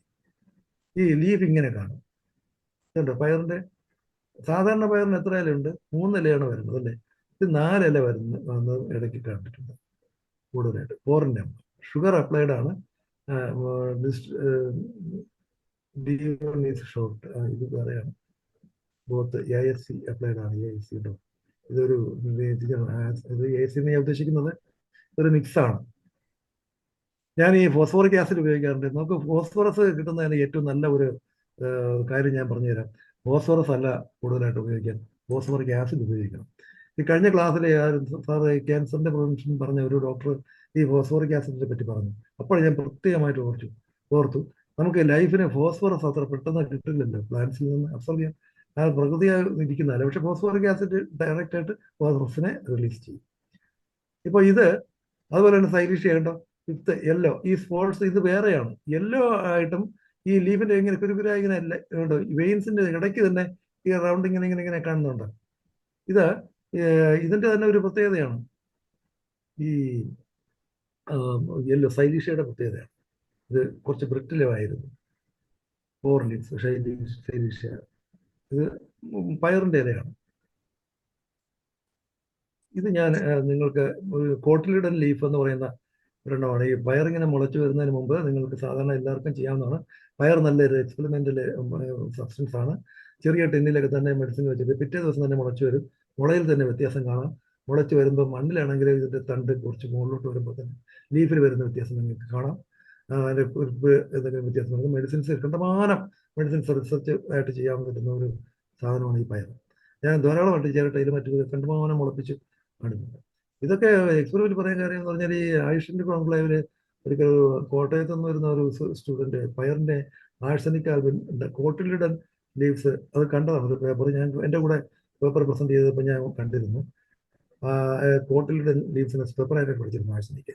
ഇപ്പൊ തന്നെ ഇന്റർനാഷണൽ ആയിട്ട് ഒരു വലിയ പേപ്പർ പ്രസന്റേഷൻ നടന്നുണ്ട് ചീരയിൽ എന്ന് പറഞ്ഞു. ഞാനത് നിങ്ങളുടെ അടുത്ത് കഴിഞ്ഞ പ്രാവശ്യം പറഞ്ഞിരുന്നു. ആ ചീര ഇങ്ങനെ മുമ്പ് കണ്ടിട്ടുണ്ടെന്ന് പറഞ്ഞു. ഇനിയിപ്പോ ഇത് അതുപോലെ തന്നെ ഷുഗർ, ഈ പഞ്ചിന് ഷുഗർ കൂടുതലായിട്ട് സക്കസ് ചെയ്താണ് ഉപയോഗിച്ചത്. പക്ഷേ ഷുഗറിൽ ഇങ്ങനെ ഒന്ന് കണ്ടു പഞ്ച് ഔട്ട് പോലെ കാണുന്നു. അകത്തേക്ക് ലീഫ് ഒരു ഭാഗം ഇങ്ങനെ കുഴിഞ്ഞു പോകുന്നു. യഥാർത്ഥത്തിൽ ബ്രിട്ടിലല്ല. ഇതാണ്. ഇനി ഇതുകൂടി പറയാം. ഇത് ഞാൻ കഴിഞ്ഞ ക്ലാസ്സിൽ പറഞ്ഞാണ്. ഈ പൂ ഇങ്ങനെ ഫ്ലവർ അത് വിരിഞ്ഞില്ല, പൂ വിരിയാതെ തന്നെ ഈ ഡയോഷ്യസ് ആയിട്ടുള്ള പ്ലാന്റ് ആയതുകൊണ്ടാണ് പൂ രണ്ട് ആണും പെണ്ണും അകത്ത് തന്നെ ഉണ്ട്. അങ്ങനെയുള്ളതാണ് പയർ. ഇപ്പം ഈ പാപ്പിലോണേഷ്യസ് ആയിട്ടുള്ള ഫ്ലവേഴ്സ് എല്ലാം അങ്ങനെയാണ്. പാപ്പിലോണേഷ്യസ് ഫ്ലവർ എന്ന് പറഞ്ഞാൽ ഈ പയറിന്റെ വർഗ്ഗത്തിലുള്ളതാണ്, നമുക്ക് അറിയാന്നുള്ളവർക്ക് അറിയാലോ. അപ്പൊ ഈ പയറാണ് ഇത്. ഈ പയറ് പൂക്കാതെ, അതായത് വിരിയാതെ പയർ കാച്ചു. കണ്ടമാനം പയറുണ്ടായി, പക്ഷെ ഒരു പൂ പോലും വിരിഞ്ഞില്ല. സൈലീഷ്യ അപ്ലൈ ചെയ്തതാണ്. ഞാൻ ഇതിനും എനിക്ക് ഒരു കൺഫർമേഷൻ ഇല്ലാതെ വന്നുപോയി. കാര്യം എന്ന് പറഞ്ഞാൽ അടുത്ത് തന്നെ കൽക്കാരി കാർബറ്റ്, ഫോസ്ഫറസ്, സൈലീഷ്യ, ഇങ്ങനെ കുറെ ചെയ്തു. ഇത് ചെയ്തിട്ട് 2 മാസം കഴിഞ്ഞപ്പോൾ എൻ്റെ അടുത്ത് നിന്ന് കായ്ക്ക വർഷങ്ങളോളം നിന്ന ഒരു മാവ്, കോട്ടൂർക്കോണം ഒരു മാവ് കണ്ടമാനം പൂവിട്ട് കാച്ചു, ധാരാളം കായ്ച്ചു. വർഷങ്ങളായിട്ട് ആ മാവ് കായ്ച്ചിട്ടേ ഇല്ല. വലിയ മാവായി, അതിന്റെ ഇലകളെല്ലാം ഒരുമാതിരി പോയി, അതിനെ മുറിച്ച് കളയേണ്ട അവസ്ഥയായി, അതിൻ്റെ തോലെല്ലാം വയസ്സായി. ഇതിന്റെ അടുത്താണ് ഞാൻ താര കോരിയിട്ട് മണ്ണിങ്ങനെ താര ഉണ്ടാക്കി അതിനകത്ത് പയർ നട്ട് ഒരറ്റത്തുനിന്നേ തുടങ്ങിയത്. കുറച്ച് ഇത് കൽക്കറി കാർബ് കുറെ നട്ടു, അതിൽ കുറച്ച് സൈലീഷ ഇട്ടു. കുറെ നാൾ കഴിഞ്ഞ് ഞാൻ നോക്കിയപ്പോൾ ഈ സൈലീഷ കൂടുതലായിട്ട് അപ്ലൈ ചെയ്ത പ്ലാന്റിൽ ഈ പൂക്കുന്നതിനുള്ള ശക്തി ഇല്ലാതെ പോയതായിട്ട് കണ്ടു. അതായത് പൂ വിടർന്ന് വരുന്നതിനുള്ള അരി ഉണ്ടല്ലോ, അവിടെ തിക്കായിട്ട് കണ്ടു. അപ്പോഴാണ് ഞാൻ കഴിഞ്ഞ ക്ലാസ്സിൽ ഒരു കൺഫർമേഷൻ പോലെ ഒരെണ്ണം പറഞ്ഞു, എക്സസിലേക്കാണ് നമ്മൾ നീങ്ങുന്നത് നമ്മുടെ ഹയർ പൊട്ടൻഷ്യൽ എന്ന് മനസ്സിലായത്. മൊളിബ്ഡിനം പോലുള്ളവയും പൂക്കളെ വ്യക്തി ചെയ്യുന്ന ഒരു എലമെന്റാണ്. പിന്നെ പൾസാറ്റില് നമുക്ക് കൊള്ളാം. അതുപോലെ ക്രോണിക്കായിട്ട് ഉപയോഗിക്കുന്ന സൈലീഷ്യ എന്തുകൊണ്ട്, ഞാൻ നിങ്ങൾ ചോദിക്കും ഇത്രയും നല്ല സൈലീഷ്യ നിങ്ങൾ ഈ പ്ലാന്റ്സിന്റെ എന്തിനെങ്കിലും ഉപയോഗിക്കാനായിട്ടോ അല്ലെങ്കിൽ ഒരു ഇൻഗ്രീഡിയൻ്റ് ആയിട്ടോ ഉപയോഗിക്കാൻ താല്പര്യമുണ്ടോ എന്ന് ആരോടും ചോദിച്ചാൽ നിങ്ങൾ ആരും നേരിട്ട് സൈലീഷ്യ ഉപയോഗിക്കരുത് എന്നാണ് എൻ്റെ അഭിപ്രായം. ഞാൻ ഈ കാര്യങ്ങളെല്ലാം ഇങ്ങനെ പറയുന്നെങ്കിൽ ഇത് നേരിട്ട് പരീക്ഷിച്ച് നോക്കാം, പക്ഷെ ശ്രദ്ധിച്ചു വേണം. കാരണം സൈലീഷ്യ മണ്ണിൽ അപ്ലൈ ചെയ്തത് കൊണ്ട് ഈ പ്ലാന്റ്സിന് വലിയ നേട്ടങ്ങളൊന്നും തന്നെ നമ്മൾ ഉദ്ദേശിക്കുന്ന നേട്ടങ്ങൾ ഉണ്ടാകുന്നതായിട്ട് ഞാൻ കണ്ടില്ല. ഇങ്ങനെയുള്ള ചെറിയ ഗുണങ്ങളുണ്ടായി, കാണാൻ കഴിഞ്ഞു. പക്ഷെ ഗ്രാജുവലി ഇതിന്റെ സെക്കൻഡറി എന്ന് പറയുന്ന ഒരു ഭാഗം ഒരിക്കലും അഭികാമ്യമല്ല. അതിനെന്ത് ചെയ്യണം? അത് നിങ്ങളുടെ ഭാഗത്തേക്ക് നമ്മുടെ ഭാഗത്തേക്ക് വരുന്ന കാര്യങ്ങളിലേക്ക് വിട്ടുവരിക ചെയ്യാനുള്ളതാണ്, അറിഞ്ഞു ചെയ്യണം. അല്ലാതെ ഓരോരുത്തർക്കും തോന്നിയതനുസരിച്ച് കുറെ മെഡിസിൻസും കൊണ്ട് അപ്ലൈ ചെയ്ത് ഒരു പ്രോഡക്റ്റ് ഉണ്ടാക്കി ഇപ്പോൾ ഇഷ്ടം പോലെ മെഡിസിൻസും പ്രോഡക്ട്സും ആണ് ഇറങ്ങുന്നത്. ഇതൊന്നും നമ്മുടെ ഈ IFPH പോലുള്ള ഫോറങ്ങളിൽ യഥാർത്ഥത്തിൽ ഇത്തരം കാര്യങ്ങൾ വളരെ ജാഗരൂകരായിട്ട് ഇരിക്കുകയും ശ്രദ്ധാപൂർവ്വം തന്നെ ഇതിനെ ഇടപെടുകയും ചെയ്യണമെന്നാണ് എൻ്റെ അഭിപ്രായം. ഞാൻ ഒരിക്കലും എനിക്ക് ഭയമൊന്നുമില്ല അത് പറയാനായിട്ട്. എൻ്റെ ഒരു പ്രോഡക്റ്റ് ഉണ്ടത് ഞാൻ മറ്റേ ഇന്റർനാഷണൽ ഫോറത്തിൽ ജേർണലിൽ പബ്ലിഷ് ചെയ്തു. അതിനകത്ത് ഞാൻ പ്രൊസസ് ചെയ്ത് പബ്ലിഷ് ചെയ്ത് പുറത്തിറക്കണമെന്നുള്ളത് ഒരു കോമ്പിനേഷനാണ്. അപ്പോൾ കോമ്പിനേഷൻസിന് എന്തെങ്കിലും പ്രത്യേകമായിട്ടുണ്ടെന്ന് വെച്ചാൽ ഇനി ഒരു ക്ലാസ്സിൽ ഞാൻ പറയാം. എൻ്റെ അറിവിൽ ഞാൻ നേരത്തെ പറഞ്ഞ 2 മെഡിസിൻസ് എപ്പോഴും എടുത്ത് കാണിക്കുന്നതിന് അല്ലെങ്കിൽ അബോർട്ട് ചെയ്ത് വരുന്നു എന്നുള്ള ഗുണകരമായ രീതിയിൽ അതിനെ മേക്കപ്പ് ചെയ്ത് എടുത്താൽ നമുക്ക് പ്രയോജനപ്രദമായിട്ടെല്ലാം ഉപയോഗിക്കാം. നമുക്ക് അവിടെ ഒരു ക്ലാസ്സും കൂടെ വെക്കാം സാറേ. ഇപ്പം ഈ ക്ലാസ് ഇവിടെ വെച്ച് തീർന്നു. ഇതിപ്പോ തീർന്നു. ഈ ഒരു ഇതുവരെ കൂടുതലായിട്ടില്ല. ഇപ്പൊ ഈ ക്ലാസ് ഞാൻ ഇവിടെ അവസാനിപ്പിക്കാം. നമുക്ക് ഇനിയും ഇതുമായി ചേർന്ന വേറെന്തെങ്കിലും വേണമെങ്കിൽ, അല്ല ഇതിന്റെ തന്നെ വേണമെങ്കിൽ കണ്ടിന്യൂസ് ആയിട്ട് എടുക്കാം. നമുക്ക് ലൈഫിലെ രോഗങ്ങൾ, നമുക്ക് ഒരുപാട് രോഗങ്ങളുണ്ട്. അതേപോലെ തന്നെ പ്ലാന്റ്സിനെ സംബന്ധിച്ചിടത്തോളം നമുക്ക് രോഗങ്ങളുണ്ട്. ഞാൻ ഈ വള്ളിയുടെ കാര്യമൊക്കെ പറഞ്ഞെങ്കിലും ബോട്ടണി, ഞാൻ കുറച്ച് നാൾ ബോട്ടണി ആയിരുന്നു. പിന്നെ അത് സുവോളജിയിലോട്ട് പോയി. 2-2.5 വർഷം BSc പഠിച്ചു. കടമാനം പുസ്തകങ്ങളൊക്കെ എടുത്ത് അവിടെ ഒരു ചെറിയ ജീനിയസ് ആയിട്ടൊക്കെ ചമഞ്ഞ് നടന്നു യൂണിവേഴ്സിറ്റി. പക്ഷെ എനിക്ക് ഹോമിയോപ്പതി കിട്ടിയപ്പോൾ ഞാൻ പെട്ടെന്ന് അങ്ങോട്ട് പോയി. ഈ BSc എനിക്ക് അത്രയും നല്ലതായിരുന്നു പിന്നീടാണ് എനിക്കിപ്പോൾ മനസ്സിലായത്. കാര്യം എന്ന് പറഞ്ഞാൽ എനിക്ക് അറിയായിരുന്നു, നമുക്ക് എങ്ങനെയോ അറിയാവുന്ന ഒരു സബ്ജക്റ്റാണ് എനിക്ക് ഡിഗ്രിക്ക് കിട്ടിയത്. ഇത്രയൊക്കെ എനിക്ക് അറിയാമെന്നിരുന്നു എന്ന് ഞാൻ പിന്നീടാണ് അറിയുന്നത്. അങ്ങനെ ഉള്ള കാര്യം. ഓക്കെ, നമുക്ക് ഇനി അടുത്ത ക്ലാസ്സിൽ കാണാം. ഇതിന് വളരെ നന്ദി. നിങ്ങളെല്ലാം ഈ ക്ലാസ് വരുന്ന എന്തെങ്കിലും തെറ്റുകുറ്റങ്ങളൊക്കെ ഉണ്ടെങ്കിൽ എന്നെ ഒന്ന് അറിയിക്കാം, വിളിച്ചെന്തെങ്കിലും സംശയങ്ങൾ ചോദിക്കാം. ഇതുവരെ ഈ അഭിപ്രായങ്ങൾ ആരും ഒന്നും പറഞ്ഞില്ല, സ്വന്തമായിട്ട് ഞാൻ ചെയ്യുന്നു. നേരത്തെ സാർ പറഞ്ഞത് മിക്കവാറും നമ്മുടെ സമയം കഴിഞ്ഞാണ് തീരുന്നത്. അതാണ് ഞാനിപ്പോൾ നന്ദി. അപ്പം അടുത്ത പ്രാവശ്യം നമുക്ക് ഒരു ഇച്ചിരി കൂടെ നേരത്തെ തീർക്കുവാണെങ്കിൽ അഭിപ്രായങ്ങൾക്ക് നമുക്ക് സമയം കൊടുക്കാം. ആർക്കെങ്കിലും എന്തെങ്കിലും പറയാനുണ്ടെങ്കിൽ പെട്ടെന്നൊന്ന് ആൻഡ്രൈസ് ചെയ്യാം. നമ്മുടെ സമയം കഴിഞ്ഞിട്ടുണ്ട്, അതുകൊണ്ടാണ്. ആരും പ്രത്യേകിച്ച് ആൻഡ്രൈസ് ചെയ്തിട്ടില്ല സാർ. നമുക്ക് അവസാനിപ്പിക്കാം. ഏതായാലും വളരെയധികം താല്പര്യത്തോടെ ഈ സസ്യങ്ങളിൽ സാർ ചെയ്യുന്ന ഈ പ്രവർത്തനങ്ങൾ അഭിനന്ദനാർഹമാണ്. കാരണം ഇത്രയും ബുദ്ധിമുട്ടി ഡോക്ടർ ഇത്രയും കാര്യങ്ങൾ കണ്ടുപിടിക്കുന്നു, അത് പരീക്ഷിക്കുന്നു. വളരെയധികം പ്രയോജനമുള്ള കാര്യങ്ങളാണ്. മുമ്പോട്ടിനി നമ്മുടെ ഈ ഹോമിയോപ്പതിക്ക് വളരെയധികം പ്രയോജനം ചെയ്യുന്ന കാര്യങ്ങളുമാണ്. ഇന്നത്തെ ഈ സസ്യങ്ങൾക്ക് ഹോമിയോപ്പതി അനുബന്ധ പഠനങ്ങൾ, പ്രവർത്തന തത്വവും എന്നുള്ള 3 ഭാഗങ്ങളായിട്ട് നടത്തിയ ഈ ക്ലാസ് വളരെയധികം നല്ല ക്ലാസ്സായിരുന്നു. ഇതുപോലെയുള്ള ക്ലാസ്സുകൾ നൽകുന്ന മഷൂദ് ഡോക്ടറിന് പ്രത്യേകം ഒരിക്കൽ കൂടി നന്ദി അറിയിക്കുകയാണ്. വീണ്ടും ഇതിനോടനുബന്ധിച്ചുള്ള ക്ലാസ്സുമായിട്ട് ഡോക്ടർ വരണമെന്ന് ഒരിക്കൽ കൂടി അഭ്യർത്ഥിക്കുകയാണ്. നമ്മുടെ 2058 പ്രതിദിന സൂം വെബിനാർ ഇവിടെ ഭംഗിയായി അവസാനിക്കുകയാണ്. ഇതിൽ പങ്കെടുത്ത എല്ലാവർക്കും പ്രത്യേകം നന്ദി അറിയിക്കുന്നു. എല്ലാവർക്കും ശുഭരാത്രി.